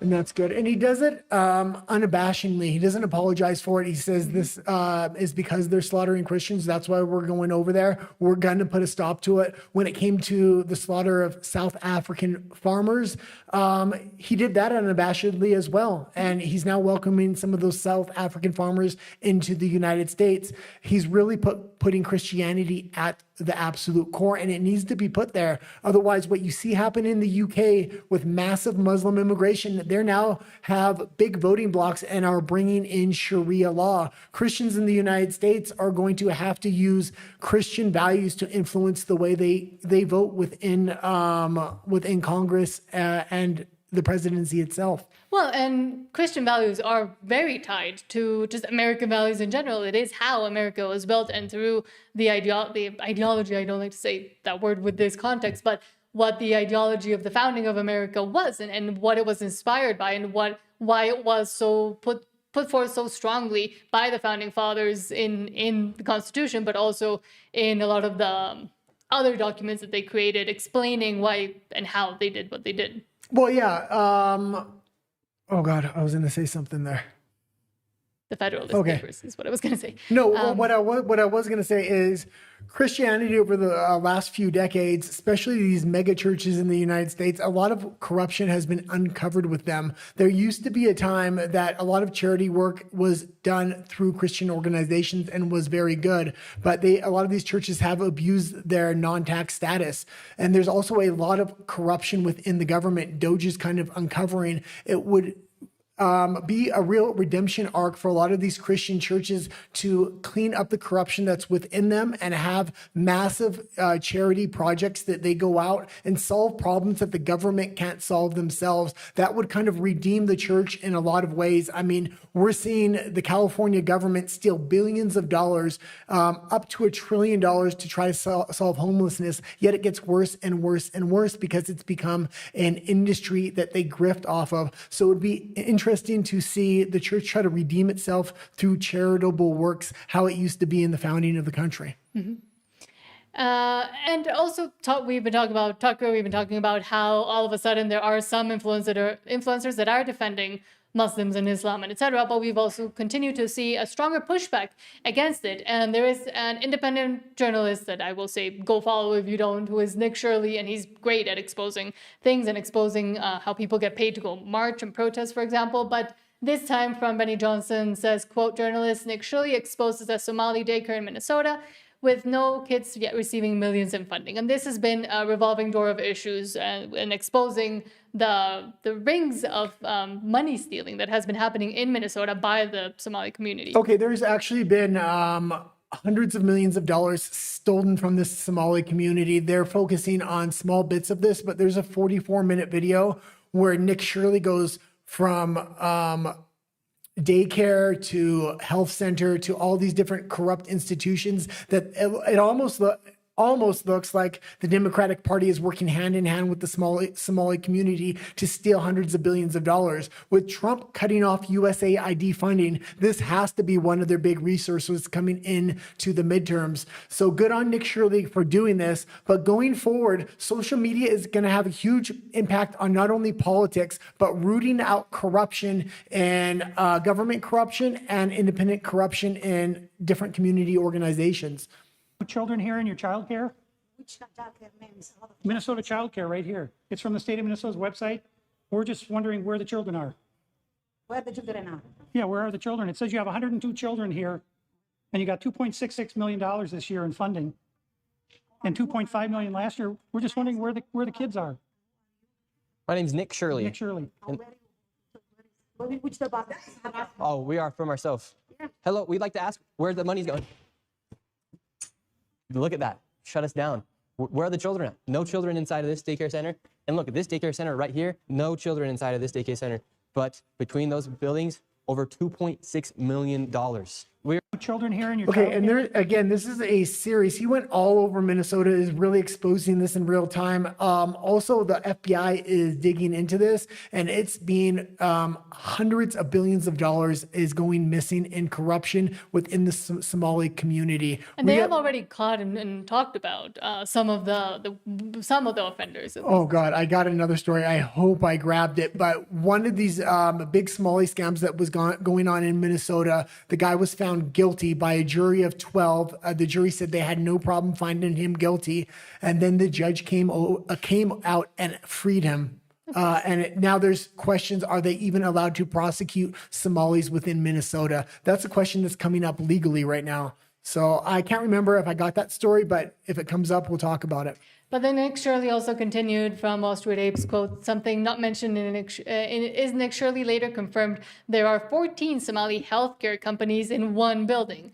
Let me repeat that, 14 shady healthcare companies registered to one Minneapolis building, not doing anything but stealing tests. And he goes to another building after this that's not in this clip, where there's 22 health facilities in the one next door. After he gets kicked out of this, what I want you to pay attention to this is more near the end of the clip when the police come. The police are defending the corruption within the Somali community, and they're kicking out the guy that's actually doing the investigation. I'm just doing my job. A list of all of the healthcare companies, loads of them right here. We want healthcare. Yes, we'd like to speak about getting healthcare here. No. Why can't I get healthcare here? No, wait. Warning, you are under video surveillance. No trespassing, security armed. This is the strangest place I've ever been to get healthcare. Just a bunch of different places. Healthcare here, healthcare right here. Another healthcare company right here. There are 3 healthcare companies inside of this building right here in this room of 7C. Now we have another Helping Hands, Home Care LLC, another healthcare company. Present Help right here. We're looking for the best rates of healthcare here inside this building because we have so many options. Who can we talk about getting the best healthcare? I don't know. No? Sorry. All right. Unpause it. We will not get any help. They need to be giving him, I mean, he's literally asking for price lists and things like that. Even if he is video recording, the fact that they call the police on him here is a little bit concerning. Well, he's not their target demographic. It doesn't matter if I you're know. their target demographic. They're not running legitimate businesses here. Healthcare here. David, this is one of the stranger places I've ever been. Literally, healthcare every door you go to, yet nobody will give you a rate. How much money do you think's been funneled through this building? Every year, I would say 50 to 60 million at least. And finally, we were accepted into one of the daycare centers, and they actually took down information to give us a rate. However, when we left, we were then met with the police. We received a complaint that someone mentioning your description were in this building harassing the individuals who stay here. Oh, we're checking out the rates for healthcare. Because there's 14 healthcare companies inside this building. So. And pause it. Here. At no point did he harass anybody. He simply asked for the rates of healthcare. They refused to give it to him, except for the one daycare gave him a rate. He said there's 14 companies here, and he's trying to assume because they're Somali providers, everyone's just fraudulent. Okay. So he's here with some kind of like propaganda. No, we're just checking. No, this is a area that we're allowed to enforce trespassing ordinance. Is there any other reason that you guys are here? Well, we were checking rates. No, We were checking rates. We asked for rates. No, you're not. Okay. I'm gonna have, if you guys are all good, we're gonna step outside and we can kind of. All right, let's leave. So, all right, we're getting escorted out right now. The police have arrived. We were checking out the rates, seeing what was happening inside this building. No one would really speak with us. We did go inside the one daycare center. One more time. And we have to remember all the mayors, the police chief, the Congress people within Minnesota are all supporting this scam, and it's slowly being uncovered step by step. And the fact that the police are kicking him out, saying that he was harassing these people, she's saying, oh, he's doing right-wing propaganda. At no point did he do right-wing propaganda. He asked for the prices of the healthcare. And she actually did give us rates for childcare. Much respect to that lady. What's the problem, officer? Well, so again, we've been getting reports from multiple individuals that you guys were harassing individuals who work here. At the end of the day, this is private property, and it's one that people are allowed to ask you to leave, and it's also one the Minneapolis Police Department is allowed to enforce trespassing ordinance at this address. Yeah. So as we got escorted out of this building, the Somalis filmed us as we left, and we headed over to the next building that had 22 of the same home health care providers operating from inside of the building. Right here you have. And this is a major scandal that's been breaking over the last couple of weeks. I've been waiting to kind of report on it until more comes out. the foundation has been laid at this point. People are being prosecuted, and then judges are letting them off. I'm guessing because the judges are probably somehow integrated into this scam. And let's remember, and I have spoken about it again. I'm not a scholar or know everything about Islam or the religion, but there is a stated goal of taking over cities, countries, towns, etc., because Islam can be the only religion, the only dominant religion, and there's several tactics and ways to do so. One is through reproduction and having more children. The other one is through going into council board member and then go escalate into politics. And we're seeing that in the UK with whole towns now being governed by Sharia law. Yeah, by Sharia law. I was going to say people of that follow Islam, but yes. It doesn't even have to be a stated goal. We can see it visibly on what's happening in Canada, the UK, and the EU. If a stop is not put into this and an identity is not formed for the United States too will be overrun by Islam. But one more thing I was going to say, that officer that kicked him out of that building said complaints of harassment were laid against him. He had it all on video, and he should have said, those are false allegations. I would like you to arrest the person that was making that allegation. That should be the counter strategy going in next time, is to film everything, have a stated purpose while you're there. So when the police ask you to leave, ask the person that made the harassment claim to be arrested themselves. So, because you're going to have a strategy going forward. I think more YouTubers and stuff are going to need to do investigations like this to keep up on it. Nick Shirley's only one person. There are other YouTubers that live in Minnesota and that can keep up on the story on a regular basis. Mm-hmm. But somebody else, another Somalian who not so long ago said that the president that she listens to and follows is the Somalian president, not the U.S. president. Where she lives is Ilhan Omar. But now from Eric Doherty, it says, quote, House Republicans are now moving toward expelling Ilhan Omar from Congress. Representative Byron Donald says if Ilhan Omar is not a naturalized citizen, she is ineligible to serve in Congress. Yeah, you're going to need to kind of take, what's the part of the AOC, Ilhan Omar? The progressive wing? The there's the lunatic wing? There's three of them in there. Yeah, but I don't know what you can't remember the name. Well, I don't know what you mean. I have just 20 seconds. I want your thoughts. Ilhan Omar, should she be expelled from Congress? The president said possibly even the country. Looks like there's no record of her being a naturalized U.S. citizen through her father. She might have lied about married the brother. What do you think? If she's not naturalized citizen in our country, she's ineligible to be in Congress. So yes, she should be removed. I have just 20 seconds. I want your. Okay, yeah, and there is a lot of talk to go after Ilhan Omar. I really think they should at this point. She has to be integrated into the scam. The levels of this Somali scam that's going on right now run deep into politics themselves. Because the government's the one providing the actual financing for all this. The squad? Yeah, the squad. So if they can get rid of Ilhan Omar, that's going to really dip into the squad's power. AOC is either the front runner or a likelihood for a vice presidential candidate with Gavin Newsom. So trying to weaken them through these different investigations is a good strategy going into 2028. And Ethel says, America doesn't necessarily need another forced ideology, be it Christianity or ABCD, blah, blah, blah. Christianity has never been immune to massive, disgusting PDF scandals. Law, order, and freedoms must be the core. But again, the countries and citizens and everybody needs a non-moving moral foundation, something to ground what actually, how they follow, how they live, etc. You explain it better. Yeah, there needs to be a non-moving moral foundation. Yeah. Otherwise, the government becomes the morality of the people. And we've seen what happens under liberalism with that. They can constantly shift what's acceptable until anything is acceptable. We've seen this during the jibby jab era.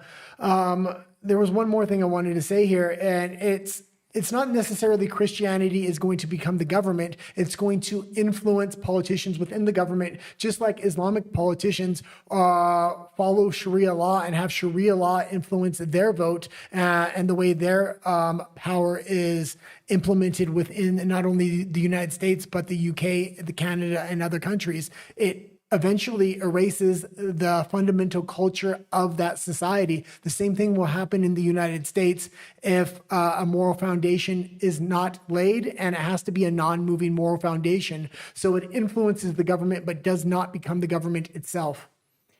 Because right now, all those morals and all those values are being, like in Canada, for example, are being fed to the citizens, to the people through the government themselves. They are the ones who produce the morals and the values that the society will follow, and that is not a good system, as we've seen.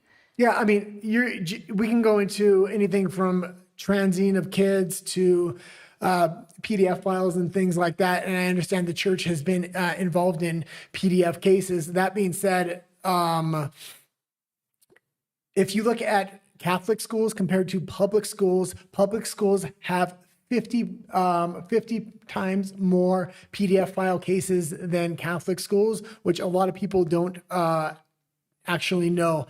That being said, even controlling for population size?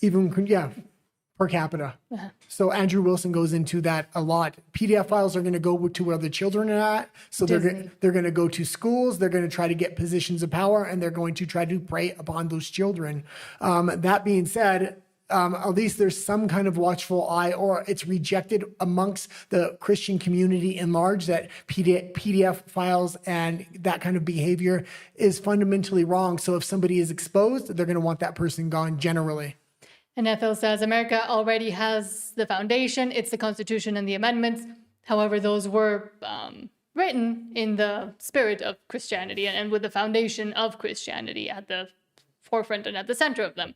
Also continues, the Jibby Jab mandate was not stopped by religious people. It was stopped by the freedom fighters who fought it. But what was the moral and what were the morals of those freedom fighters who stopped it? The problem is it wasn't stopped. It was stopped. It was stopped in America. It wasn't stopped in Canada. It wasn't stopped in the UK. Freedom of speech is completely gone in the UK, in the EU. Canada is next. If we see what's going on in Australia, these are warning signs for people that live in the United States. And how are they able to stray so far from they don't necessarily have a constitution. They have something that's like a constitution Charter of Rights and Freedom in these other countries, but they've strayed so far from that because they no longer have a non-moving moral foundation. They have liberalism, which is constantly conforming and changing until there is no real morals left. Mm-hmm. But something that does worry the especially young Americans and young people everywhere. I mean, we left from Canada partly because of this reason, and is home prices and the housing crisis that is happening all over the world, not just in the US.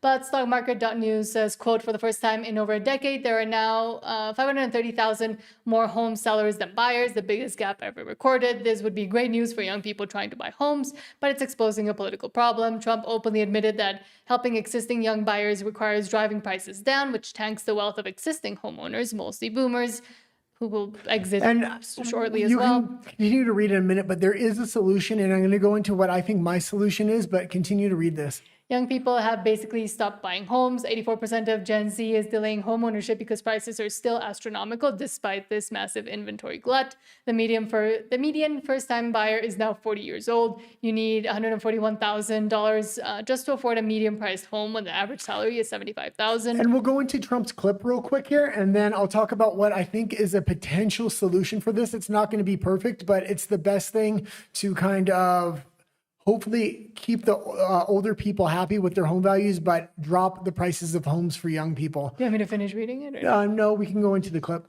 And this clip's about a week old, but it goes into all the statistics and what's going on with home ownership, not just in the United States. The exact same situation is happening in Canada, but to much more of an extreme. On housing, you talked in your address last night about housing. Yeah. Are you still considering a national emergency over housing? I'm looking at it. What would that look like? You know, there's two thoughts on housing. You have a lot of people have housing that because we have such a strong time and such a strong market there, houses are very valuable. It's a big part of their net worth, their house. I don't want to knock those numbers down because I want them to continue to have a big value for their house. At the same time, I want to make it possible for young people out there and other people to buy housing. In a way, they're at conflict. In other words, you create a lot of housing all of a sudden and it drives the housing prices down. So I want to take care of the people that have houses that have a value to the house that they never thought possible, that have sort of made them wealthy and happy, and especially in their later years.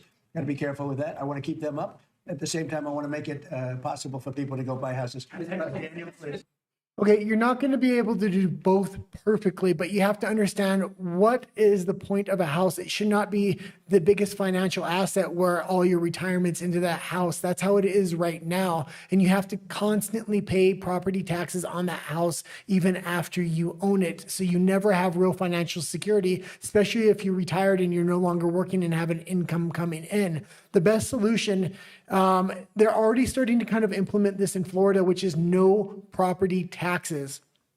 Meaning once you own your home, you don't have to continue to make money because there's never going to be a property tax on your home. Trump is talking about doing this on a national level. And if he makes it clear to older homeowners that he's going to drop the price of houses over time by building more houses, there's already an inventory of 530,000 houses.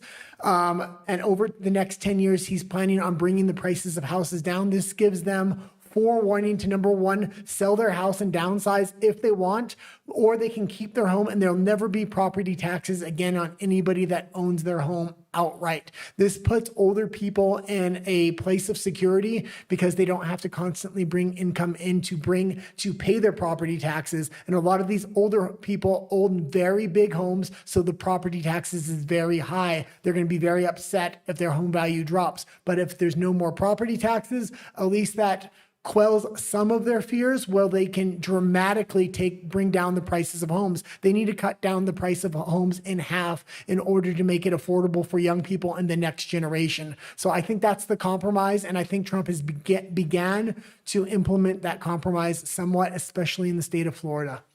But with boomers especially, and I mean, sadly, but it is true, life has an ending date, and their ending date is coming up for a lot of them. And we might also see, not just in the US, but in Canada and elsewhere, a wealth transfer. But we've also seen in the UK and in Canada that they've started to think about or try to implement taxing, for example, or putting some sort of price on inheritance and then what you can own and what you can't own, which is passed down to you, because they're trying to get rid of the wealth and the rich, and they want to eat the rich. But at the end of the day, that's just going to perpetuate the cycle that they've been going down and that they've been incentivizing also with foreigners buying more homes than locals being able to buy homes. Yeah, you need to look at as bad as people think the American market is, literally the Canadian market is 10 times worse.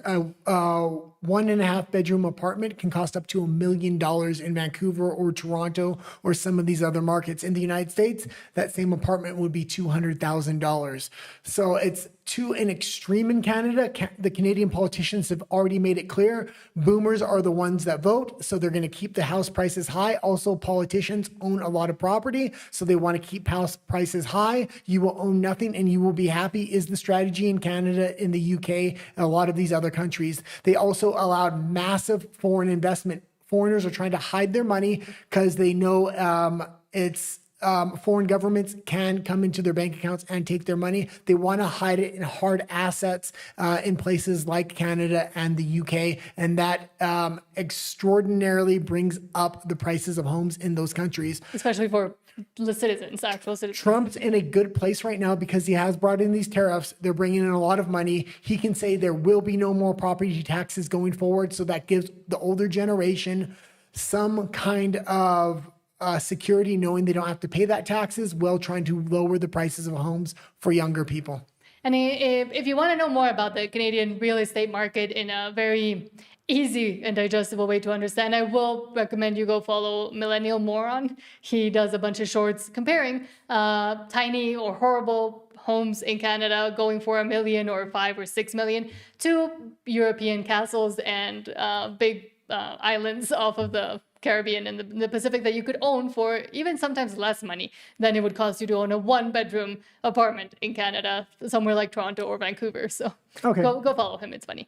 Rafa says, old people won't be voting much longer. I think the truth is that politicians have a lot of properties. That's why housing prices are going down is not an option. And yeah, that too. You said that. Yeah, people just don't realize how much foreign investment plays a role on housing prices. There was a statistical analysis done on Canada. A property that now costs $1 million, its real value, if there was no foreign buyers in the market or the Canadian government did not flood the market, a $1 million property should actually be worth less than $100,000. It's inflated 10 times its actual value, so normal citizens can no longer afford to live in their own country. Okay, let's continue hold on. about this topic, because if we move on, it will make sense. Ethel says, what about the housing situation in Mexico? Is it getting more affordable? I mean, if you're from outside of Mexico, I guess so, and comparatively, but in the big cities, it's the same thing. Again, it's a global problem. It's happening everywhere. We're also having foreign buyers, a lot of them, funnily enough, Chinese, also driving the prices of homes up, and also a lot of these big developments that are now done more cheaply and with less quality, but building these gigantic and very expensive, because they can appreciate the price, buildings, for example, apartment complexes, but also big houses. So that is also driving the costs up. And I think it is a more global problem than people think. Yeah, maybe we'll talk about it a little bit, because people might not know how Mexico works. And I didn't know how Mexico works until I moved here. It's very interesting because you have a very impoverished class here in Mexico, and then you have your middle class and upper class. But the impoverished class is probably one of the biggest classes, and they'll just build homes where there is no home, and they'll just live there. And these are actually fairly nice homes. They actually, because there are so many people that do construction within the country, and a lot of those people come from the poorer classes, they can build fairly decent homes, and the government has a lot of trouble getting them off their land. They don't want to lose that voter base. So at least they kind of have been able to. But at least that provides some kind of housing, even if it is illegal housing, for that quality of that particular demographic.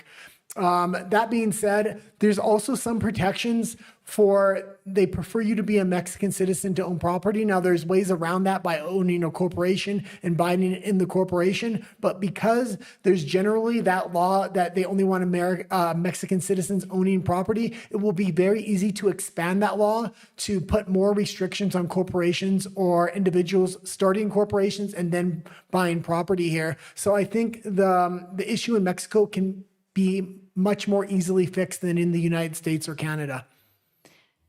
And Neo, but for the people from Mexico, living in Mexico, it is still very inflated prices, and it is really hard to get a home, especially now because Claudia Sheinbaum has changed the definition of the middle class, and now you can just get minimum wage, and that makes you middle class. So if you get any kind of wage, okay, you didn't explain that well, but okay, that makes you middle class. That also being said, yeah, in places like Mexico City or tourist areas along the coast, it's going to be very expensive. But if you go to these smaller communities, it is a lot cheaper. So there is ways for the lower class to own property in Mexico, or in Canada and the United States, there is just no way. But there is still a lot of property taxes. And again, you always do run the risk, if you're doing it in a not legal way or just building a house, of the government actually doing something, enforcing something, and kicking you off and tearing down your home without notifying you. I'm not saying do it in an illegal way. No, I know. But what I'm saying is that what I'm saying is, in the countryside in Mexico, you can get a property for $5,000 to $10,000 for just a piece of land, and then build your home on it. So there is something for the lower class here, which it was good to see. And Neo says, Steve Saretsky recently said there is record inventory sitting unsold in Vancouver right now, and that is also a problem. Well, there's record inventory in the United States and Canada. Those are the two markets I follow the most.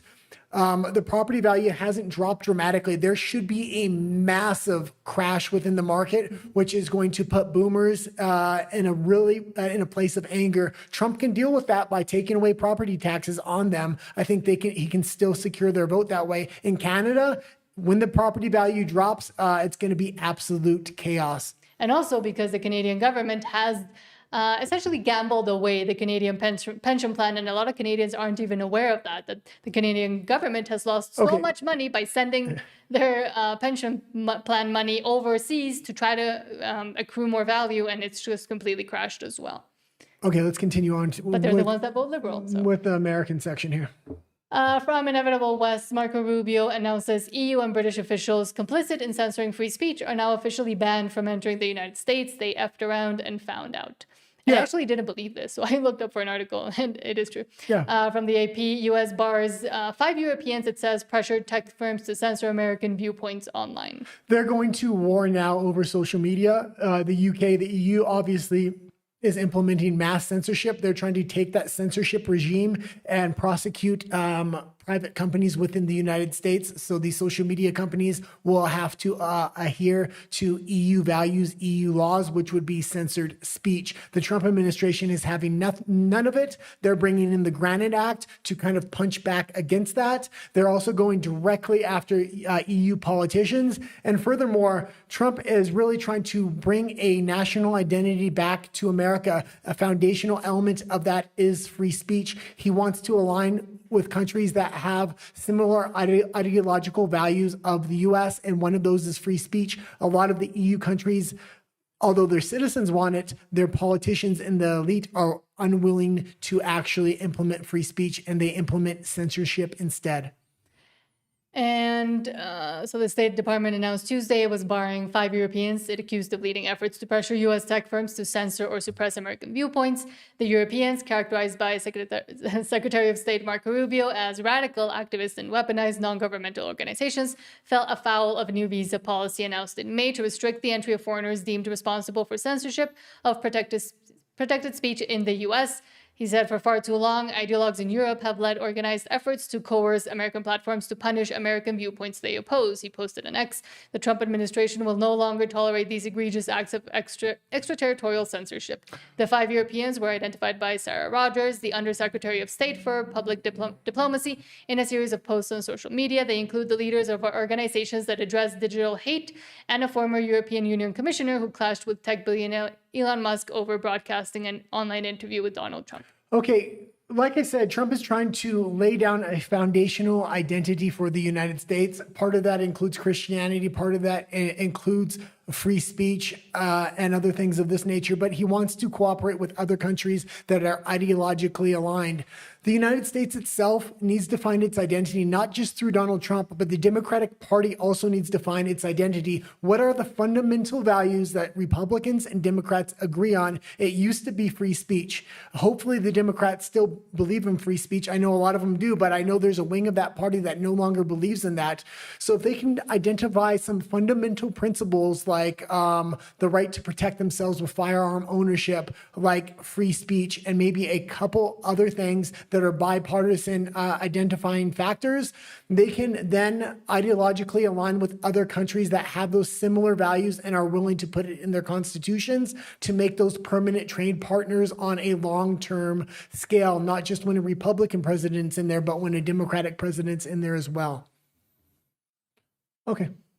And moving on to farmers, which are having a global crisis everywhere. We are seeing farmers standing up. We are seeing farmers speaking out. Even here in Mexico, we saw them protest over water rights being taken away from them. And we also reported last week about the farmers dumping literal poo on the European Union in Brussels. But now U.S. farmers are also sounding an alarm.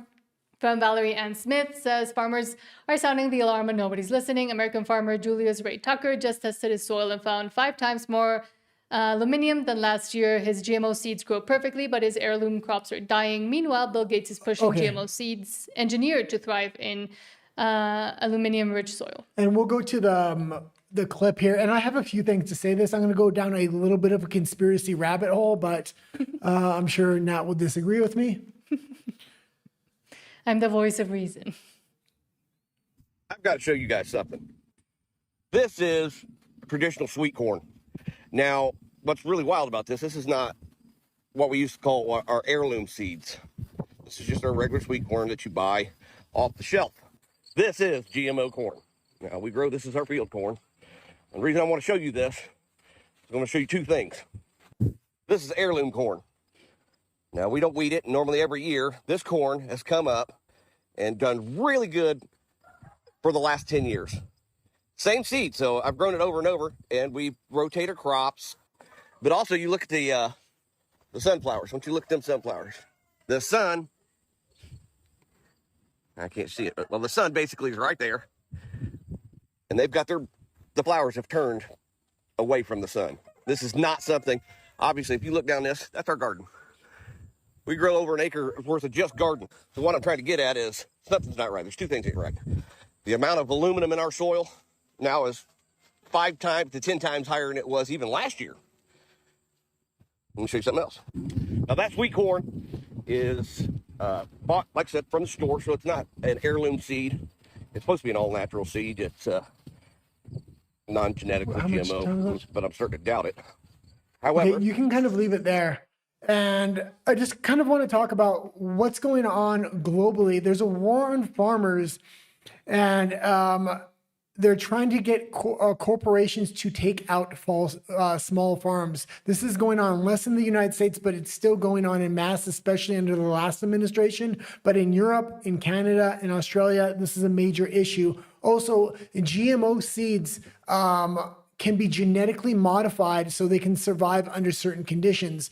The difference that I've been seeing on social media over the last year, a lot of farmland and even major cities has been getting a strange fog over it. People have reported this over and over. It's something I've been following. The most recent case of this was Los Angeles itself. People were capturing the fog and they were testing it for metal compounds. And what they were finding was massive amounts of aluminum and other metals were in there. If potentially they're modifying these GMO seeds so they can survive large intakes of metal and still grow, this will make it so only Monsanto or other big seed providers will be able to provide farmers with seeds, which would basically create a monopoly within the farming industry, whether small farmers are doing farming or large agricultural companies are. I let you go off on your little conspiracy theory. Yeah, but what I'm saying is there's a strange fog, and when people are testing these fogs in a lot of these cities, these are not normal fogs. This is completely different than normal. But I will say, like, for example, aluminum being in the fog or in big cities where there is a lot of pollution, it might also be because of that. Yeah, but they've tested it before when the fog is way 10 times thicker than it normally is, but they've tested it in the past and it wasn't like this. It's so much so to the point when they're trying to capture it with water and then the fog eventually evaporates into the water, there's stuff on the surface of it. Okay, we can continue to go. And this also kind of connects to this next thing, because thanks to climate alarmism, a lot of this has been, for example, GMO everything has been approved because we have to protect it against changes in the climate that are coming and the catastrophe of everything heating up and cooling down at the same time. Even if the government's not able to shut down all these farms in the EU, the UK, and things like this, if they can control GMO seeds, and those are the only seeds that will grow for one reason or another, they basically have a monopoly on the food supply being given to the people. And they've hinged a lot of just economics and policy also on the climate change alarmism that we've seen over the past 60, 70 years. But recently, from Peter Zane Ong, Science got an early Christmas present as a widely hyped climate paper was retracted. Turns out the climate apocalypse was a spreadsheet error. And a lot of these, not just this paper, but a lot has been debunked recently, but you won't see it on mainstream headlines because, and by actual scientists being debunked by them, you won't see it in the headlines because it's not useful for the narrative or for the plans that they have concocted. And this gentleman's absolutely fantastic. He brings the facts and he brings them in mass. Every time we use one of his clips, he's pretty great. Science got an early Christmas present as a key climate catastrophe study was retracted after being widely hyped. For a year, turns out it was fake. Which is not surprising if you've been following the 50-year carbon dioxide hoax. The study ran last year in Nature, which used to be one of the top scientific journals in the world. It claimed global warming, or climate change, would cost $38 trillion a year by 2049 and would shrink global output by 2/3 by the end of the century with a catastrophic 40% drop in crop yields. In other words, we would all be starving again. The paper made worldwide headlines. The standard blurb was, quote, "Bombshell report predicts catastrophe," accompanied by a random photo of houses burning, not a joke. It quickly became one of the most cited papers on Earth and is already baked into at least 168 other scientific papers. It was cited by the OECD, World Bank, central banks around the world to determine monetary policy getting ready for the Great Collapse. Now, the crop crash alone should have laughed it out of the room, since it's well known that carbon dioxide and heat raise crop yields. Commercial greenhouses, for example, pump in CO2 at 2 to 3 times atmospheric levels and are intentionally built in hot places like the Negev Desert. Alas, it was not laughed out of the room because climate doom porn pays the bills for an army of activists and universities. Still, the numbers were extreme enough to invite scrutiny, and it turns out the data was corrupted by a single data point from Uzbekistan, which was hot for a while when the Soviet Union collapsed, suggesting maybe climate models are not as sophisticated as one might think. Indeed, embarrassing data is par for the course in climate science.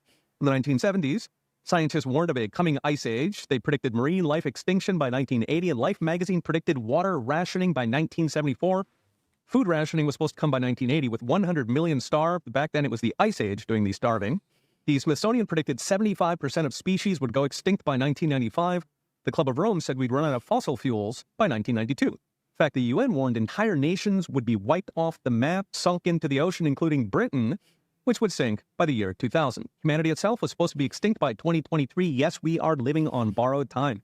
Why do they keep it up? Because that's where the money's at. Between 1993 and 2017 alone, federal funding for climate change came to $154 billion. It's since accelerated to close to $500 billion in total, which buys a lot of professors. Toss in trillions of green energy gigaws to double your electric bill, and there's plenty of money to pay academics to invent fairy tales. So it's next brought to you by I Trust Capital. Okay, and you can skip to the last story in this section, but everything he says, I mean, he explained it 10 times better than I could, but these are the fundamental beliefs of the right. You've corrupted science to such a point we can't trust your studies anymore. And a lot of, again, policy that has been shaped by these kinds of fraudulent studies that are now coming up but not reported because it's not beneficial for them. But it has also been caused. A lot of the emergencies that we see are highlighted, like the fires in California, near Los Angeles, and the water, sea level rising, etc. A lot of it, or the lack of water also, for example, here in Mexico, a lot of it is caused by mismanagement by governments themselves. Again, in Canada, yes, there's a lot of forest fires, but because they don't manage the forest floor, they don't do controlled burns for years on end. So, of course, a tiny little spark will light it all up on fire because it hasn't been managed in the way it has for centuries and ancestrally been able to fend off, for example, gigantic fires. Or we were seeing the Weather Channel or other people reporting weather changing the color of the map just depending on what ideology they want to follow instead of the actual temperature of the place. You have to remember the entire financial future based upon neoliberal ideology is based upon energy scarcity, is based upon carbon credits, carbon capture. It's an entire economic system they've designed under this green Nazism. So, okay, let's go into the last story of the day, or not, sorry, the last story in the U.S. section. Just quickly, I'll read Sean because it has to do with the climate story. Sean says, it's weird these climate scientists got paid to back a problem that is getting worse no matter the temperature or weather. The solution is population reduction and societal control. Well, always fake. I honestly think it started with Russia and China investing a lot of money into a lot of these green lobbyist groups to change laws within Canada, the United States, and a lot of other Western countries to really slow their manufacturing output. But after a while, so much money was coming in, it became an industry and started being promoted by left-wing parties internally. Mm-hmm. And it's I mean, Donald Trump is trying to root this out. The UK is continually going down here. So is the EU and Canada. I mean, they have no future if they stick with this green agenda. But also, the UK sold its entire energy grid to China, which is insane. Well, we have some stories about the EU when we get into that section. But you wanted me to skip to the last US story? Yeah, because it has to do with that Somali court trial I was talking about. This went into the Somali scandal we were talking about earlier. So let's take a look at this. From Eric Doherty, quote, infuriating, a Minnesota leftist judge overturned a Somali fraud guilty verdict, which was unanimous. I'm going to... Big reversal in a $7.2 million fraud case in Hennepin County. The judge has thrown out the jury's guilty verdict. This wasn't some technical hiccup. These fraudsters, Abdelfatah Yusuf and Lul Ahmed, were convicted on 6 counts of charges, months of evidence, a jury that deliberated for hours, all erased in one ruling. Yusuf and his wife, Lul Ahmed, were charged with stealing $7.2 million of taxpayer money through Medicaid overbilling in a personal care assistant, or PCA, scam. The couple allegedly spent tens of thousands of the fraud money. And here's the part that rattled people inside the system. The judge didn't say the fraud didn't happen. She said the state couldn't prove who was responsible, which raised this question on everyone's minds. If a case this obvious can't hold, what happens to the rest? Because this ruling hit while Minnesota is already buried under billion-dollar fraud scandals, overseas money trails, and growing federal probes into how taxpayer money keeps disappearing. And here's the twist most people missed. Once that verdict collapsed, the issue stopped being one defendant. It became about whether Minnesota's system can still enforce fraud at all, or whether the feds are stepping in because the state no longer can. And that's where this story really starts. Here's why this case collapsing came out of nowhere and was shocking for most people. This wasn't a messy jury split or a hung panel. It was a unanimous guilty verdict, and that's because all the facts were on the prosecution's side. The fraudulent couple had a home healthcare business that barely existed, and billing Minnesota's Medicaid program for services that either weren't documented or never happened at all. But that wasn't all. The jury heard evidence that he ran his home healthcare company, Promise Health, out of a mailbox at a Central Avenue address where multiple other home healthcare companies were supposedly located. And what's more, they followed the money and found a whole lot of it in Abdifata's accounts. Over $1 million moved from the business into personal accounts. Nearly $400,000 withdrawn in cash. You might be thinking, what could they have possibly needed that much money for? Well, according to prosecutors, they splurged it on luxury purchases, mansions, luxury vacations, a lifestyle that stood out immediately because it didn't exactly line up with their paycheck. The files documenting spending sprees in which defendants, get this, took taxpayer money that was obviously meant to feed hungry kids during the pandemic, and instead they used it to buy fancy cars, property, jewelry. And when jurors heard all that evidence, it only took them a few hours to reach a verdict. The jury foreperson later said this about the case. It was not a difficult decision whatsoever. The deliberation took probably 4 hours at most, based off of the state's evidence that was presented. Okay, and again, this was just one case of hundreds. Billions upon billions of dollars are being uncovered in this scandal. To me, it looks like it's possibly directly connected to the Democratic Party. They're working with the Somali community and people within the Somali community to directly approve a lot of these companies for government grants, government financing for whether it's daycare, healthcare, or pandemic spending. And again, it is infuriating, especially if you are in the US, but also in many other countries where it is also happening, but it's not being investigated. I mean, the corruption is running deep with the Somali community in Minnesota specifically. They need to really start looking into this. I wish I had put that last story up front with Nick Sortor's on the ground. Nick Shirley's on the ground investigation. We showed 2 clips from that earlier, but that's what social media influencers should be doing, making real impact with investigative journalism, and then channels like ours kind of putting out that journalism to our audience so everybody really can understand how to get rid of corruption. And eventually, with enough funding, I would also love to do you know, on the street kind of journalism. Okay, let's go into Honduras now. Okay. I was going to ask if you wanted. Okay, let me just close the other one so my computer stops freezing.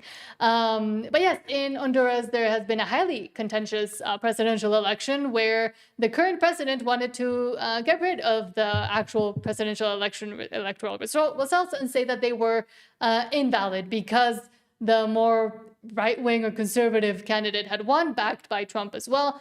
But eventually she had to come out and say, no, they are legitimate. Now we're going to continue the vote counting because they had stopped counting votes because they saw that the leftism and progressivism was losing. Sorry. From the New York Post, quote, celebrations erupted across Honduras after Trump-backed Nasri Asfura was declared winner of the presidential election.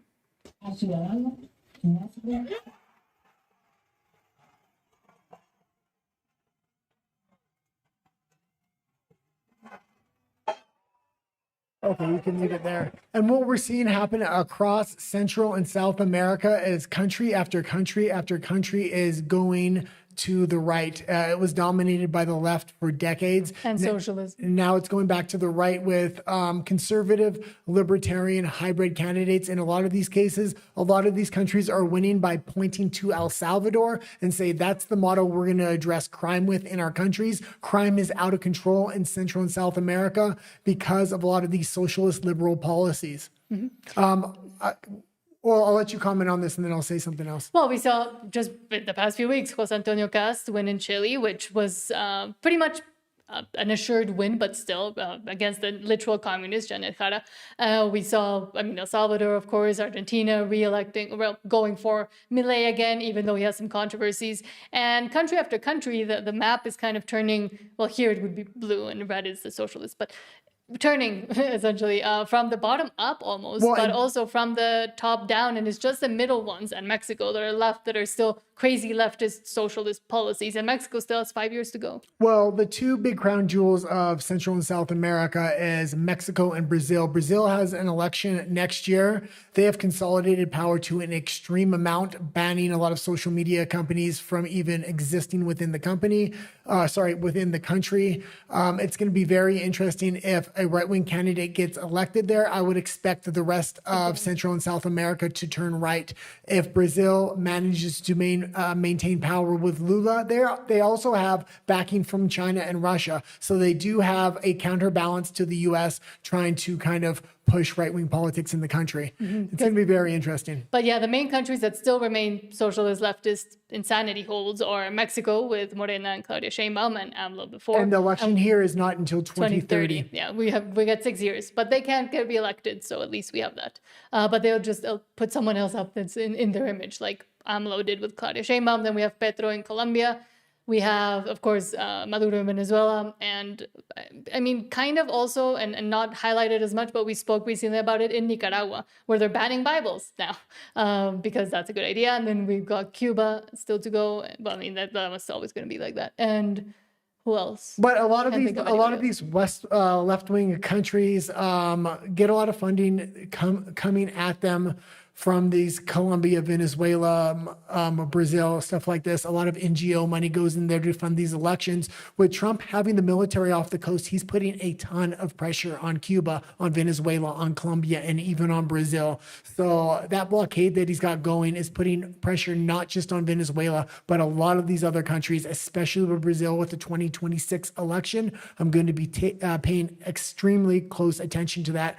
But we do got a story. We're going to film it tomorrow, so maybe next week or the week after, about Nicaragua. They just banned Bibles. I didn't know anything about Nicaragua until I started investigating that story. Daniel Ortega is insane, the president. Absolutely insane what's going on there. But the fact that they're now banning Bibles. And books, just in general books. This is not the only country. Actually, a country that people would think they weren't banning Bibles would be Canada. We made a video on that last week. They're not banning the entire Bible, but they are banning certain verses out of there that they think discriminate against protected communities. And this is what you get when hate speech. This is what you get when you get specialty groups or hate speech laws. You get Bible verses getting banned in Western countries. Okay, let's go into. Finish the U.S. section. Do you want me to read the last U.S. section comments? Yeah, read any comments we got, and then we're going to move into Canada, Australia, and the EU. Sean says, in California 10 years ago, they passed bonds for water projects to capture rain and snow melt. Instead, they destroyed 4 perfectly good dams. Same is happening here in Mexico. Yeah, it's intentional mismanagement of water. Not billions, but trillions of dollars is going missing in California. They've rigged their elections, so you don't need a voter ID in that state. Also, illegal immigrants can vote within that state. So it's a state that's never going to really go red unless there's major election reforms nationally. I hope Trump addresses that, but he really doesn't have the House and the Senate backing him. He's having to rule by executive order. Yeah. And Sean also says, I can't believe a Latin American country is far more democratic than a lot of countries in the European Union, like Romania. And they're getting more and more democratic. I mean, we saw it was a little bit contentious there in Chile what was going to happen if Jose Antonio Cast won, because he had a lot of pressure put against him by the communist presidential candidate, Janet Cara, and by her supporters. And it was still in question if Boric, the current president, was going to acknowledge it, if he was going to continue with the democratic transition of power. And he did, and he actually set an example for other Latin American countries like Honduras, which we just spoke about, that they were trying to stop the vote counting to actually resume it and say, hey, you're being ridiculous. Also, Trump kind of called in and said, if you don't solve this and actually declare who's the winner, then we're going to Trump is economically aligning with these right-wing countries, or these countries that are voting right now, which is good, because if they have success, that is going to be infectious to other countries to also vote right. You have to also realize he's putting a lot of pressure on Morena and Claudia Sheinbaum here in Mexico, not just through the military blockades, but through the tariffs. And as these other countries turn right, they get financial support from the United States. These policies work. They clean up crime like they did in El Salvador. It forces somebody like Claudia Sheinbaum, even when she consolidates power, to not implement hard-handed laws in the country, number one. But number two, it pushes her back to the center. It actually makes her look sane, so it might not be the best thing to kind of get her party out of office in the next election. But I'll tell you what, when I look at the EU and the UK right now with their freedom of speech laws, Mexico doesn't have freedom of speech ingrained in its constitution. Not fully. I mean, not it does, fully. But the fact that we have more freedom of speech than we do then Mexico has more freedom of speech than Europe, the UK right now? Kind of, though, but they are persecuting and censoring, especially content creators. I mean, someone that interviewed me recently was shown and essentially persecuted and highlighted during one of her morning conferences as in a shut up kind of way. A bunch of other journalists have been ended. I'll disagree with you. And nothing's been done The difference of what's happening with freedom of speech in Mexico compared to the UK, the UK and the EU is making tens of thousands of arrests for memes and social media posts. What they're doing here to try to counter free speech is doxing content creators, but not arresting them yet. I could see the next step coming. No, but they're ending journalists as well. Through criminal organizations, but I mean, it's because they were reporting on corruption and fraud from within the government or within state governments that then went to go after and get them. And they did recently arrest someone, I forget the state, I'm going to do the story tonight in Spanish, but they recently arrested a journalist and put him away for political gender violence. So talking negatively about the state, I think it was governor. So she sent to get him arrested, and now he's going through the process. Yeah, everything happens different here in Mexico because there's a shared power base where the shared power base, usually the government runs the country. Here it works the government and the cartels both have a shared power base where they run the country. That's why digital currency and digital ID in an effective format is really hard to implement in Mexico. Yes, you can have a digital ID, but it's probably not going to work because people want to keep and their lack of identity. infrastructure as well. Yeah. Like there's nothing fully set up for something like that, and they don't want to invest in it. But I mean, yes, Claudia Sheinbaum might be being quelled by Donald Trump a little bit, but also at the end of this year, she had the lowest GDP growth and the highest debt ever, even more than AMLO. So that is a talking point regarding Claudia Sheinbaum. But let's go to another country that is in shambles eternally, and that is Canada, which is where we came from. Now we're here in Canada. Yes, I see you. Well, I'm looking over here, and it looks weird on the camera, and then you have your button on the camera. She does the camera switching, so if you see me looking the opposite way, it's because I'm expecting her to press the button and she's not. Okay, let's continue. Fine, I'll put my hand here. From Rise of Alberta, quote, Alberta independence meetings are happening at the highest levels in Washington with the U.S. State Department. The U.S. views a free and independent Alberta as aligned with its national security interests. However, I continue to say I don't think this is going to happen. No, I disagree. You haven't seen this clip either, so this is some really good news for the Alberta separatist movement. I've talked about the struggles and difficulties they're going to have. They're going to need private U.S. backing, and the U.S. isn't going to want to necessarily show that they're helping them. They're having meetings in military skiffs in the United States with the leaders of the Alberta separatist movement, which is looking good. Quebec is starting to get a lot of momentum behind their separatist movement, as well as Saskatchewan. I support all these separatist movements. The only way to get the Canadian government back in line is to not only threaten to leave, but actually hold a referendum to leave. But we recently reported that they weren't going to let Alberta separate. There's no legal way for them to actually go through we with didn't. it. Okay. We reported that the government is trying to block them, but they're going to still have to go ahead with the vote. Now, are they going to honor that vote? That's another thing. And that's why they're going to need backing from America. Trump said if they vote to separate, he's going to support that movement. Because if they voted to separate and they didn't have U.S. backing, Canada will just ignore that vote and not allow them to separate. But with the U.S. there, they're going to have to honor that vote.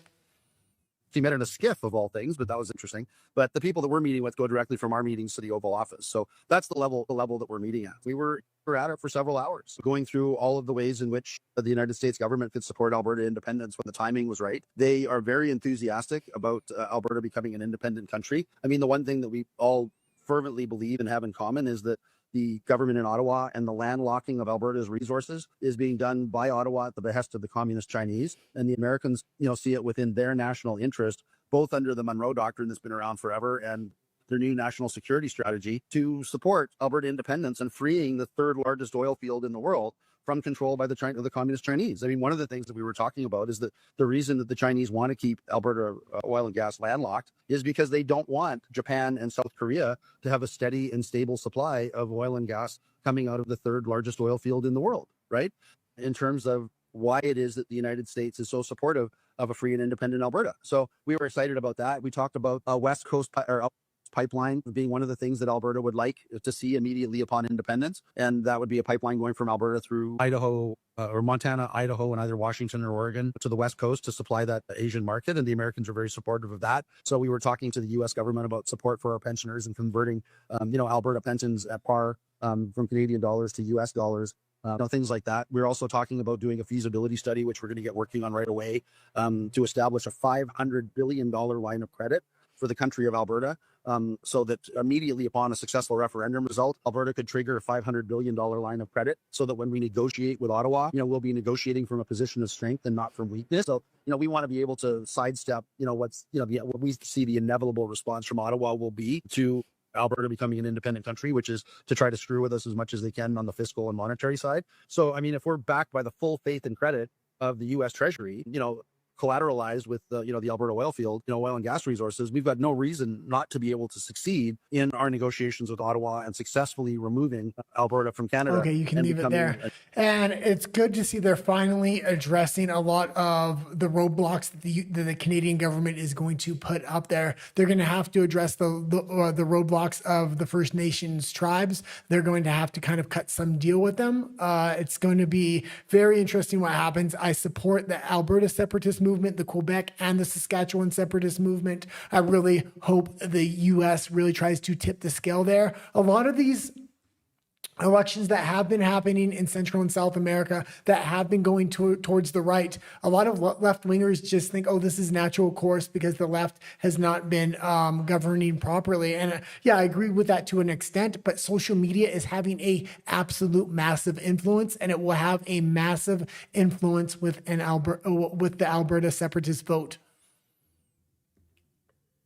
But I still think it's there are a lot of roadblocks down ahead, and I think maybe the U.S. is just keeping the conversation going because they keep going and asking, and they're just saying like, yeah, we'll help, but it's not their number one priority. Well, I think it would be important for them. I think it's going to become their number one priority. I think they know there's going to be an election in the spring, probably called in Canada. The Conservatives have a chance to win that. If they do win that, I think that will quell a lot of the separatist talk. But if Mark Carney somehow consolidates power, either by winning that election or having another Conservative MP come over to the Liberal Party and then having a majority government, I think at that point, the U.S. would try to tip the scale in Alberta. Okay, let's go into the next story. We have two more in Canada, and then we'll head to Australia. Okay, we'll read comments after these next two stories. Yeah. Okay. From Mark Nixon, quote, breaking, Moose on the Loose just cracked Carney's blind vault with 583 total holdings. 3 are in Canada, which is 0.5% of his portfolio. 530 are American, with being 91% of his portfolio. A 35% tariff guts Canadian jobs, while 91% of Carney's bag sits south of the border. That's not a conflict. That's the business model. And we've continued to speak about Mark Carney's assets. Yeah, this post is actually from July, but this has become an absolute disaster for Mark Carney. Every social media content creator knows where Mark Carney's assets lie. And as long as we keep putting it out there, eventually that information will get through to the Canadian public, especially if there's another election. So I just want to kind of review this. We'll only play part of the video, but if you're interested, this is a very good content creator. I watch him on YouTube all the time. I've been sorting through the data. Moose on the Loose. Yeah, Moose on the Loose. All of this stuff here, all of these assets that he has, he owns stocks in all of this stuff. Like, look at all these companies. So I spent hours sorting this data, running it through multiple different AI programs to organize it. And I wanted to know the origin of the country that these companies are headquartered. What country do they operate out of? Because this just tells a lot about Mark Carney. Are a lot of these in China? Are they in India? Are they America? Are they in UK? Are they in Canada? You think most of his investments should be in Canada? I think most of them should be in Canada, considering he's Prime Minister of Canada. After processing this, and I should just note here, I've not verified all these because there's a lot of work to verify them, which I will eventually, but I have cross-referenced all of these with multiple AI. They came up with the exact same list except one. There's a total of 568 of these assets, these companies that Mark Carney's invested in. Take a deep breath, because this is pretty shocking. This list here has Canada, France, Netherlands, and the UK. companies altogether. If we scroll here, you can see not that many. It's just this here, the United Kingdom. Zoom in here, you got Rolls-Royce. Once again, I haven't verified all these, so some of these may be wrong, but both AI systems had it pretty close down to one. And Canadian investments, what is Mark Carney holding? Waste Connections, Canadian Pacific Kansas City Railway, Canadian Natural Resources. 3 companies. Mark Carney's invested in 3 Canadian companies, 2 in France, 4 in Netherlands, and about 2 dozen in the United Kingdom. How many holdings does he have in America? This should explain everything about what's going on with the tariffs. Let me just zoom out for you. Let me zoom out a little bit more. How about some more? I can't even show you. But look at this. This is all the American companies the guy's invested in. It's so small. 91% of Mark Carney's assets are in the United States. A lot of people think that this is a fake conflict between him and Donald Trump, and he's selling out Canada. He's basically cashing in the Civil War before the ship sinks. I mean, that's what it looks like when you view what his actual asset holdings are. Okay, we can go to the last story within Canada, and then we'll head over to Australia. Okay. And this goes on to kind of my point, but also why I think it won't actually work, the Alberta separation. From Bruce McGonigal, quote, "Does anyone really think an Alberta, Saskatchewan, or Quebec separation referendum won't be rigged? Jean Chrétien rigged the 1995 Quebec referendum by granting mass citizenship to people in Quebec who would vote to stay in Canada. With current one-click Zoom citizenship ceremonies, Liberals could give citizenship to anyone they like, and they don't even have to currently be in Canada. With Bill C-3, those new citizens would be then automatically granting citizenship to anyone they adopt and their children born overseas." Yeah, and they're currently doing this to Alberta. They're trying to flood them with immigrants to stop this separation vote. The issue they're having is it's not only Alberta that wants to separate. Saskatchewan may have their own referendum vote, and Quebec. So the government, even though they're bringing in over 1 million immigrants a year, they're having to divide these immigrants to 3 different regions now to try to stop these separation votes. My colleague asked why she was allowing one-click citizenship ceremonies, which, to repeat a famous line in the House, we found on your website. People get their citizenship by doing a virtual ceremony and clicking a box. That's what we're talking about here. This is I cannot believe she's still the minister. Will she end one-click virtual citizenship ceremony? Virtual citizenship ceremony were started during the time of the pandemic. We all know during COVID, life shifted. Even in this parliament. Pandemic's over. Time to get rid of one-click citizenship voting, and it should never been brought in the pandemic in the first place. They're using a lot of these pandemic policies, and they're keeping them on, whether it's mail-in voting or one-click citizenship. We now have the voting app, for an example. So we're always looking for opportunities to celebrate our citizenship, to bring people together, to celebrate and build Canadian literally unity, in make it another strong, country. and we will continue to do that. Thank you. My colleague asked Oh, Bring people together in another country to become Canadians. Yeah, let's just be clear on how the Canadian government is going to try to stop the Alberta separatist movement, the Saskatchewan and the Quebec separatist movement as well. Number one, they're trying to give large swaths of these provinces to First Nations, and then they're saying you can't separate because the First Nations owns part of that province. The second way they're doing it is they're trying to flood immigration into these 3 provinces in order to have these immigrants vote against separation.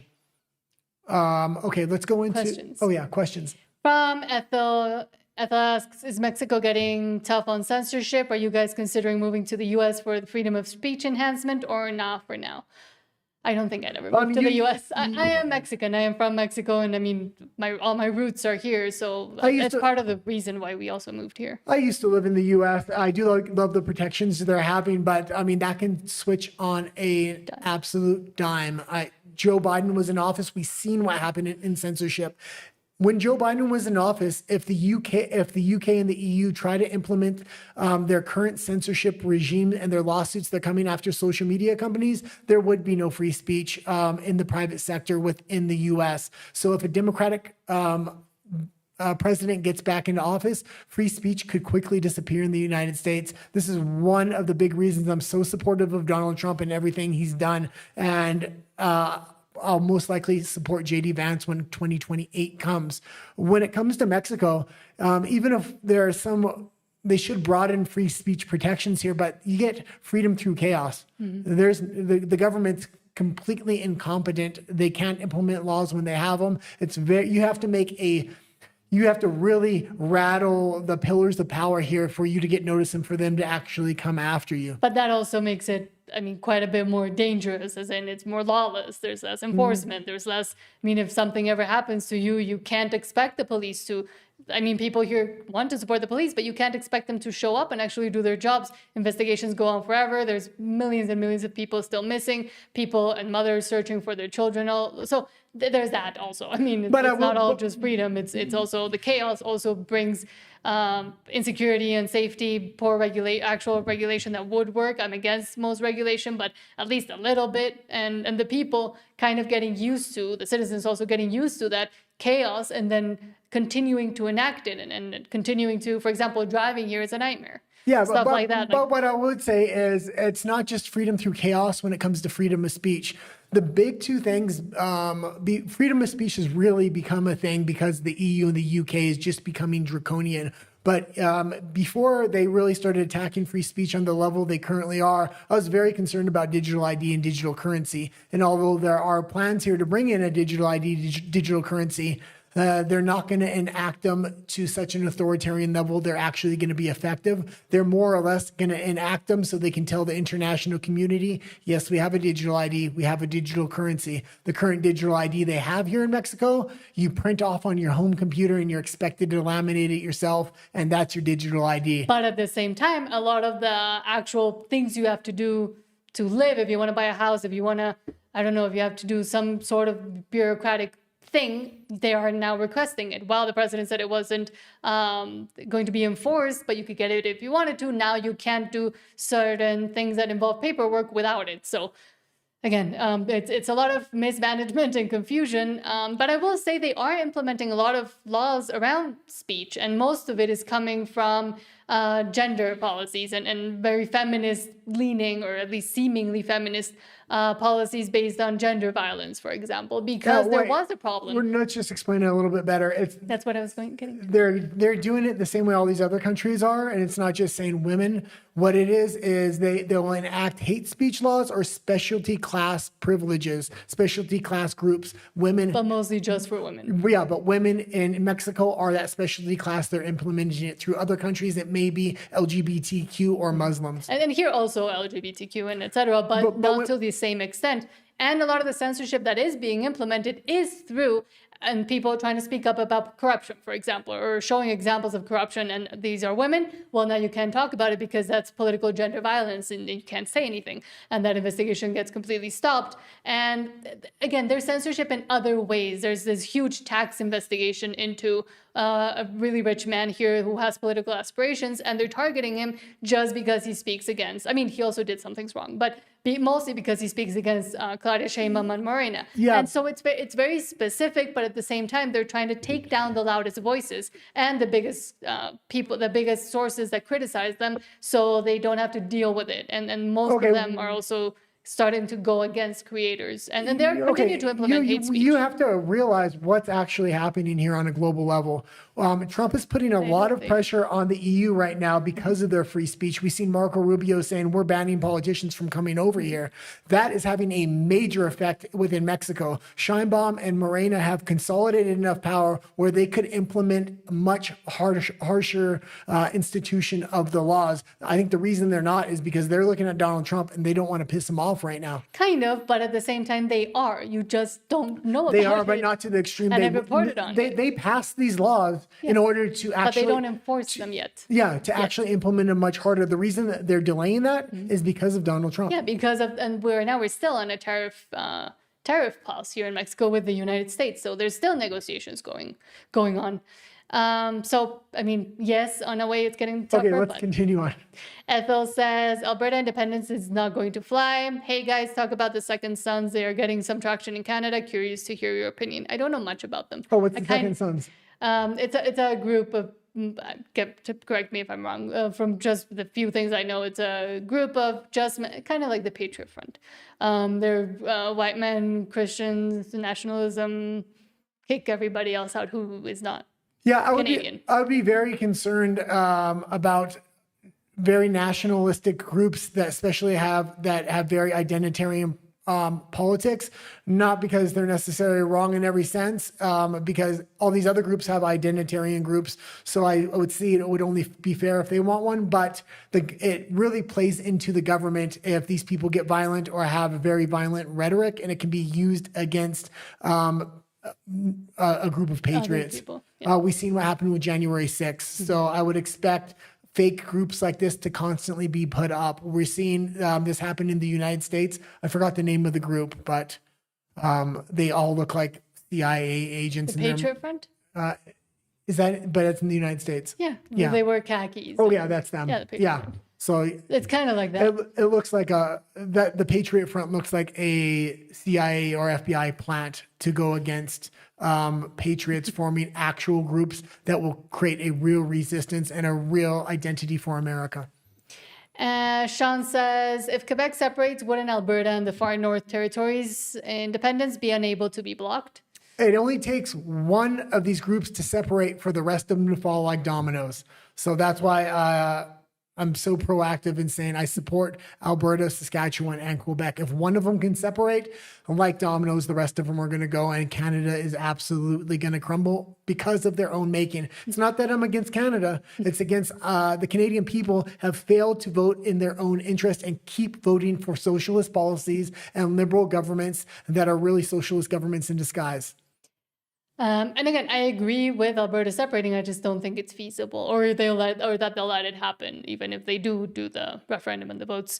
Sean asks, Guy, what would happen to British Columbia if Alberta separated? Yeah, the big talk is if Alberta separated, BC would come shortly behind them, and I would hope that would be the case. I mean, there would be a lot of support for BC to actually separate once if Alberta can separate. So there has been a lot of talk behind the scenes. I think they're trying to get all their ducks in a row before they announce anything. And I think they would wait to after Alberta separates, but there is definitely a movement within BC. And I think you would see Alberta and BC actually form their own country.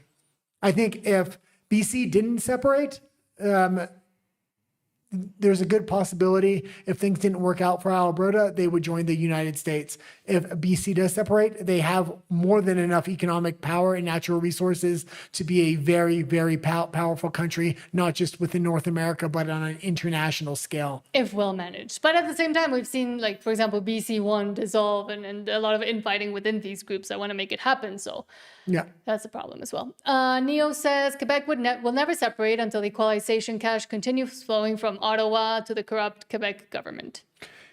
Yeah, and that's part of why Alberta wants to separate. But number two, they're taking the new polling data is coming out, and the Quebec parties and the separatist parties are getting a lot of support within Quebec. And if they get enough support, they're expected to hold a referendum. It will be interesting. The only separatist movement Ottawa actually respects and fears is the Quebec separatist movement, which is interesting. Okay. Because they're the only ones that almost got there. Well, not just because of that. There's a lot of reasons they fear Quebec, and that's why they give Quebec so many special privileges in the founding of Canada, and why a lot of people in Canada have a lot of resentment towards Quebec. Sean says they have given a lot of goodies to Quebec. It doesn't seem to matter. They want separation and always have. Yeah. And Sean also says, I would hope driving in Mexico City would be bad. Is it India bad? I've never been to India. Oh, it's bad. Don't really want to go. And it's bad here because the roads are bad as well. The roads are really bad. It's full of potholes and nobody wants to do anything about it. And it's gotten even worse since I came back. When I was young, it was bad, but it wasn't this level of bad of like, there's no road that doesn't have at least 5 or 6 big, giant, you have to skip them. But at the same time, that has also made Mexican drivers a lot more attentive in a way, and a lot more like, I think our reaction times are a bit better than elsewhere. And for example, when I first got to Canada and I was trying to get my driver's license and everything, I found that because people follow the rules so much to a T, they don't have quick reaction speeds if something happens, or if someone swerves, they don't know what to do and they freeze. So I think, and also because there's a lot of immigrants and Chinese people don't have to do the tests, but there's a lot also bad drivers in Canada, in Vancouver at least. Mexico- But here, you need to know how to drive defensively. That's the thing. Mexico's also interesting because they have such a liberal government. They were really going on that path of globalism, neoliberalism. And so they implemented laws on cars where if you have a gas power car, you're only allowed to drive it a certain amount of days a week. If you have a hybrid car or an electric car, you can drive it 7 days a week. I don't know how That's many people. because of the pollution that we did have. I mean, Mexico still has They're a trying big to pollution implement- problem, but No, it's because of globalist I mean, policies. yes, that too, but it did reduce. But I don't think a lot of people actually follow that rule, but they try to implement that here, which was interesting. You have to go get your car verified and then you get a sticker. And depending on the sticker, you're allowed to drive or not. Okay, let's go. Sorry, quickly, because it's Canada. Ethel says, Quebec needs to go. Please make it leave. Anglos do not need it. Yeah. And there's a lot of Antifa in Quebec as well. Yeah, if Quebec separates, Alberta and Saskatchewan are going to separate too. And if Alberta separates, Quebec and they're going to go as a group. And then once those three go, because if one goes, they're all going to three go in quick order. And then BC, it will take them a little while, but they'll separate in quick order and try to join Alberta. And I think Alberta would not only support BC separation, but say, do you want to join? Because they can run all their pipelines there. And there's a lot of natural resources that can be exploited in BC, and Alberta has the expertise. Mm-hmm. And Sean quickly says, Nat, same in Oregon. Yeah, I don't doubt it. They drive too safe and gain no driving skills like you would if you learned to drive in LA. Yeah. Do you agree? Yeah.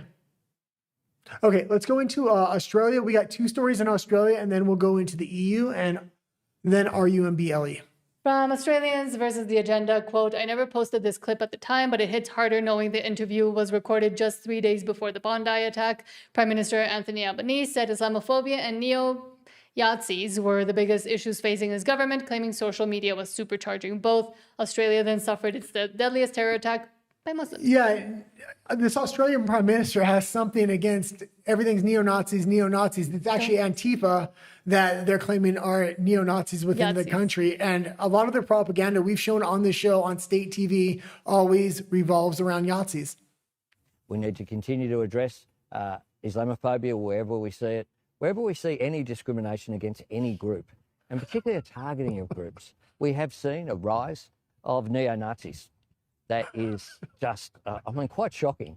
You know, you and I have been around a while. The idea that 20 years ago, if you had said to me that people would openly, without masks or anything, be dressed in black outside Parliament House in Victoria or in New South Wales is quite shocking. We need to address that. There's a range of things that are contributing to that. Social media is one of it. People think they can say whatever they like anonymously online. Some of the hate which is being propagated as well. But I'm optimistic. Some people think they can censor everybody online to have their authoritarian rule and protect the Muslims. But they've also changed the definition of Yahtzee. They've changed the definition of hate speech, of hate itself, and of every single of other word. anti-Semitism as well. They changed the that there. But the fact that he's protecting Muslims 3 days before the Bondi attack just really shows where his loyalties actually lie, not to the country. He wants to make specialty groups, specialty classes. He wants to implement hate speech because then they can expand authoritarian rule and his government can consolidate power. That's all these laws are. They're a way for these governments to consolidate power. And that's why, even though I like Trump, I watch him very closely when he tries to implement things like this. It's rare he does, but yeah. And another means of censorship and control that we have been talking endlessly about that Australia has tried to implement is the under 16 age verification online. Changing. From Australians versus the agenda, quote, oh, you thought that was the end of age verification? From tomorrow, everyone under 18 will be forced to verify their age just to use search engines like Google and DuckDuckGo. And that's just the start. And there's a petition now going around. But yeah, and when this digital ID came in and everybody said, oh, it's only 16-year-olds. As a matter of fact, I was at a party over the weekend and there were some liberals there and I was talking about censorship in Australia and they said, oh, no, that's only for 16-year-olds. I said, it starts there. They're going to expand it out. I didn't know the next day I was going to come home and see they're already expanding it out for 18-year-olds. The next age verification change to the internet in Australia starts tomorrow, and unlike the social media ban, This law applies to everybody. from tomorrow, age verification rules are going to apply to online search. If you sign into your account and you're detected as under 18, you're going to be asked to prove your age using government ID, credit card checks, or facial recognition. You can still search without logging in, but content will be blurred by default in child-friendly mode. And this is just the beginning. More age verification is coming in the new year. AI chatbots like ChatGPT, video games, and eventually the entire App Store will be forced to comply by mid-2026. And that's why I've teamed up with Citizen Go to launch a national campaign which will be put directly to the Communications Minister in the new year. Click the link below, go to stopdigitalcontrol.com, add your name to the petition, and share this video Okay, as far as and that's good. And I'm going to say this, the reason Australia is getting so much censorship, they're being attacked by the EU and the UK with the same strategic lawfare they're trying to use on the United States. The difference is Donald Trump is pushing back with the Granite Act and a team of lawyers really trying to counteract a lot of what's going on, countersuing these countries and not allowing politicians into the U.S. Australia, on the other hand, is having no pushback. They're just allowing lawsuits to come in from the EU and the UK against their social media and against their governments and against their citizens, and just enacting censorship laws on the EU's behalf. And that's how you're getting this global government censorship. It's really coming out of the EU and the UK. Mm-hmm. Okay. And moving on to the EU and the UK. Yes, the EU and the UK. Now the Church of England is also worrying because they are now putting the Pride Progress, which is the one with the S stains all over it, the rainbow flag above one of the cathedrals. The Pride Progress flag is the flag of transgenderism, represents the mutilation of children. I want to talk about this just for a minute. Christmas just happened, and we were talking about, and especially in the beginning of the program, the United States trying to get a new identity. A lot of that identity is going to be centered around Christianity. At least that's what it looks like. And I somewhat hope a lot of that identity is centered around Christianity. That being said, the skin suit has not only been prepared for the left to step into, parts of the left are already stepping into a Christian skin suit through different churches around the world. So. Mm-hmm. Mainly Protestant churches. So you have to be very careful when you do go into a church. What messaging are they actually giving? Do they have rainbow flags all over the plastered all over the church? Hi, today we are hosting the LGBT Pride Progress flag on the tower of Manchester Cathedral.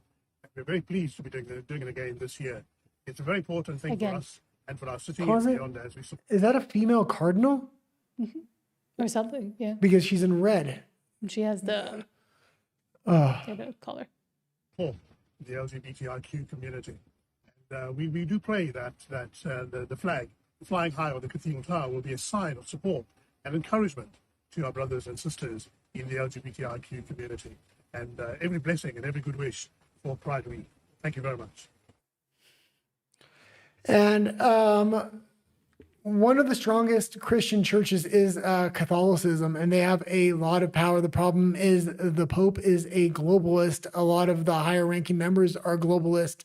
So if Christianity ends up being a fundamental identity point in the new foundation of the West, I would completely expect the Catholic Church to go full globalist liberal even more. Which it already has has kind of turned towards that in Vatican II, and we people have to try to push back on the leadership of the Catholic Church, not the Bible itself, but the leadership of the Catholic Church. They ever since Vatican II, they've been going in an extremely progressive direction, and they continue it to this day. And also, I mean, just to point it out, Nick Fuentes a little bit. Did we notice those two that were standing there, and they looked very English, I'll just say that. Okay, let's go into...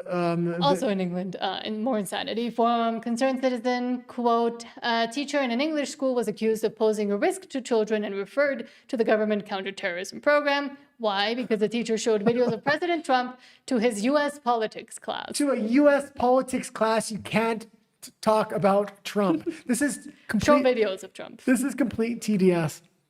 A teacher in an English school was accused of posing a risk to children and referred to the government's counter-terror program after showing Trump videos to his US politics class. The teacher, who's in his 50s, has told The Telegraph he was likened to a terrorist after showing the videos, including one of Mr. Trump's inauguration to A-level students. I think that it's time to cue the curtain and introduce our friend, senior fellow of the New Culture, a teacher in an...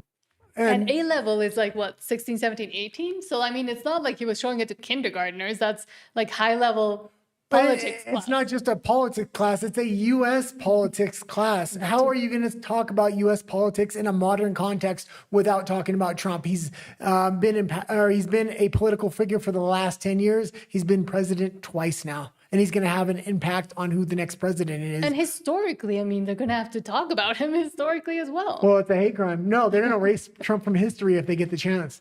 And that's, again, another problem. But continuing on the trend of churches in the UK, while it might be a positive sign to see that there has been an increase, and here it says across all denominations, of people attending church, especially for Christmas, let's do the caveat and say, well, a lot of the churches are being or have been captured by wokeism and progressive ideology, you wearing it as a skin suit to continue their garbage pushing. Pushing garbage. There's been a lot of documentaries showing how woke has infected the church, especially the higher ranks of the church through NGOs and a lot of dark money. So you have to be very careful what churches you go into and the message they're pushing. You really need to vet them. Just because they're a church doesn't necessarily mean their first priority is the Bible. A lot of the times it's insidious Marxist politics. And it's actually to go against and speak against the Bible and the foundational morals, values, traditions. And I'm very sympathetic to Christian nationalism, Christianity, and the Bible, but I'm also very cautious going forward. From Inevitable West, quote, church leaders up and down the UK are reporting massive surges in attendance across all denominations, particularly among young people. The revival has officially begun, but with that caveat. And you do have to remember, in Canada, churches are losing nonprofit status if they preach against government-approved dictates, meaning the government looks at a lot of the Bible to be hate speech. They ban certain verses in the Bible. Those churches that preach those verses that the government sees to be as hate speech, they take their nonprofit status away, hopefully to erase the church in the government's eyes, and then they promote churches like, for example, churches that are pro-life don't get government funding in Canada. Same thing's probably happening in the UK, I would say. To church. Have you seen a rise in the numbers attending your services? Has there been a boost in congregations, do you think? I mean, there really has, I have to say. I've been ordained for 15 years, and over that time there has been a sort of plateauing of church going, if not a little bit of decline. But certainly post-pandemic, what we've seen across churches of every denomination, Catholic, Orthodox, and here in the Church of England, we've seen a significant rise in the numbers of people going to church. Last Christmas, here we had nearly 2,000 people through the doors. Only a few years before, it was knocking on at 400, 500. So we really have seen a huge growth in the number of people going to church, particularly young people, actually. That's so interesting. And you say post-pandemic. Do you think that that's part of why people are going? Are they seeking community when they were cut off from their loved ones and friends and anybody? They were completely isolated in lockdown. Do you think that's why people are seeking out connection somehow? I think that is one of the big parts of it. I think post-pandemic, there's been a sort of reset in society. People are thinking about things that really matter to them, the values that make them who they are. And of course, the Christian faith offers community, it offers purpose, it offers morality, it offers a sense of identity, which is linked not just to individual thought, but to a wider community of Okay, and I'm glad to see people are going to church, but again, be very cautious. And the Church of England has been known to be pretty woke.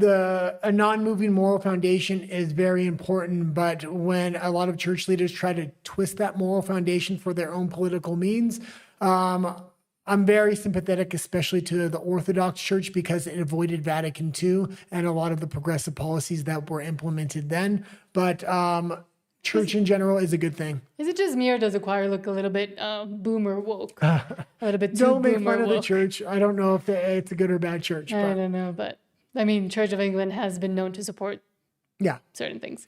Continuing with England and the head of the Church of England, well, the ruler of the Church of England. From Concerned Citizen, quote, we will miss the window of opportunity to reset for a green recovery and a more inclusive future. And we can just go right to the clip on this one. So this year, King Charles harped on about diversity for 2 minutes during his annual Christmas speech. In previous years, he's been promoting the WEF Great Reset agenda and the climate change hoax.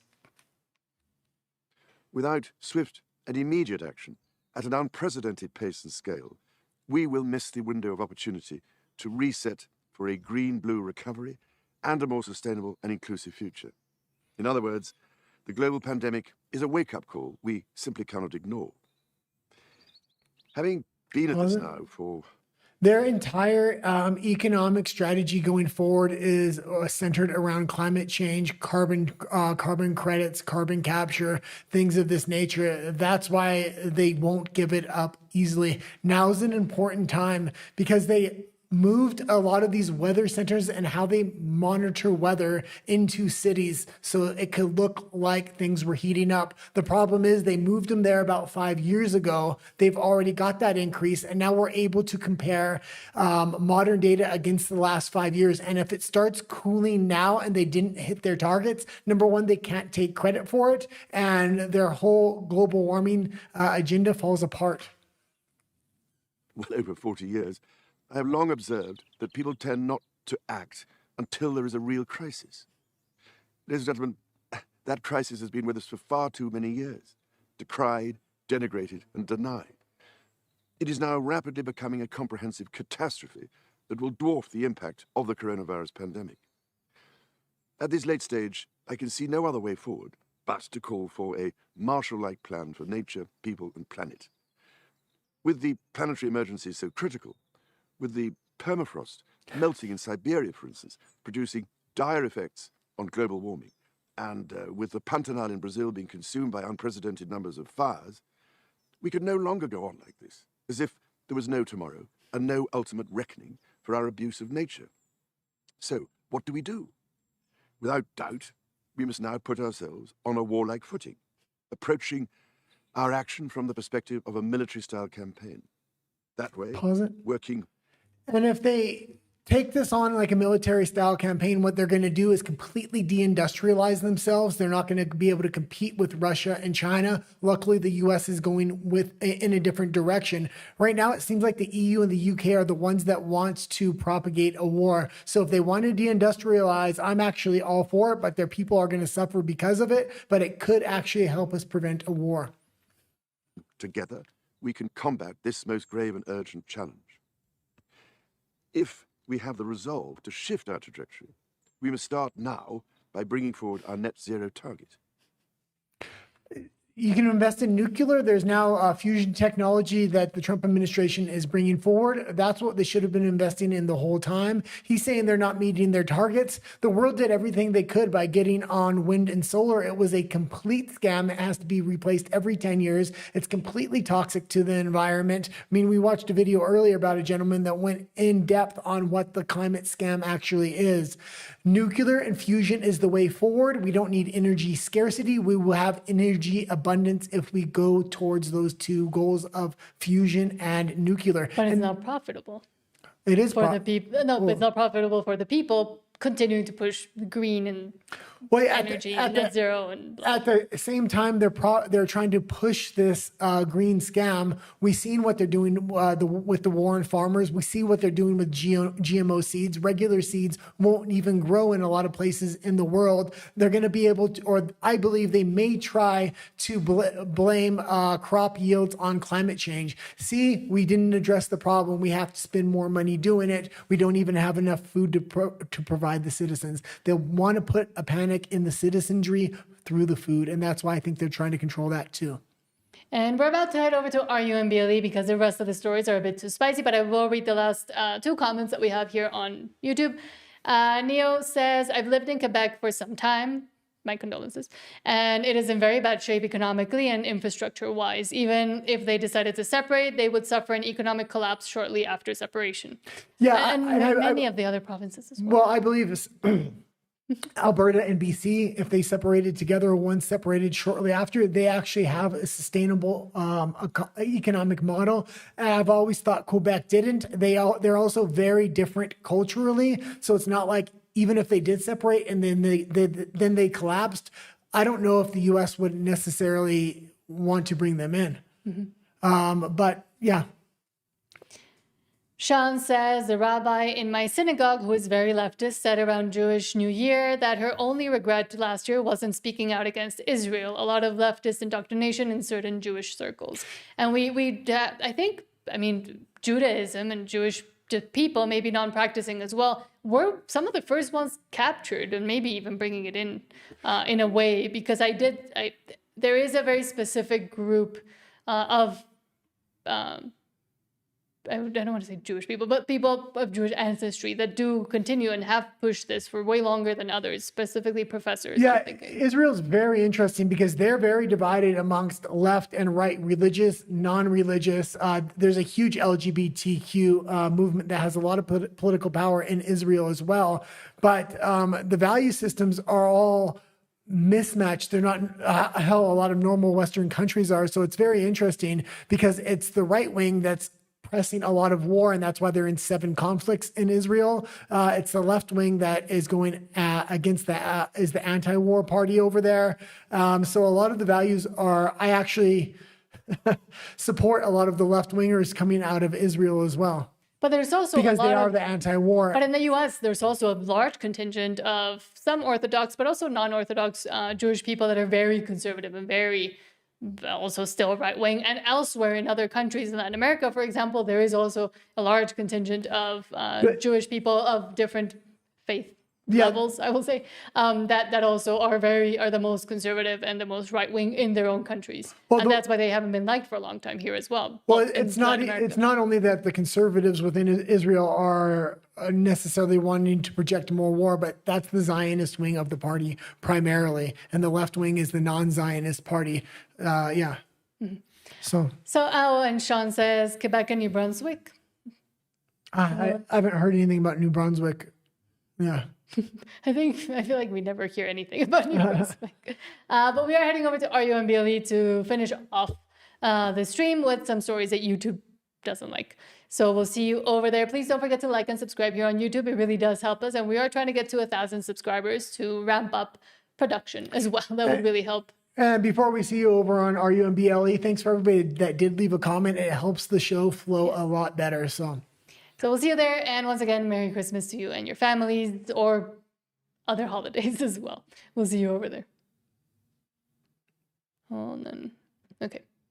YouTube is done. Let me check if we're still on RUMBLE. Rumble. Now I can say Rumble. Yes, we are.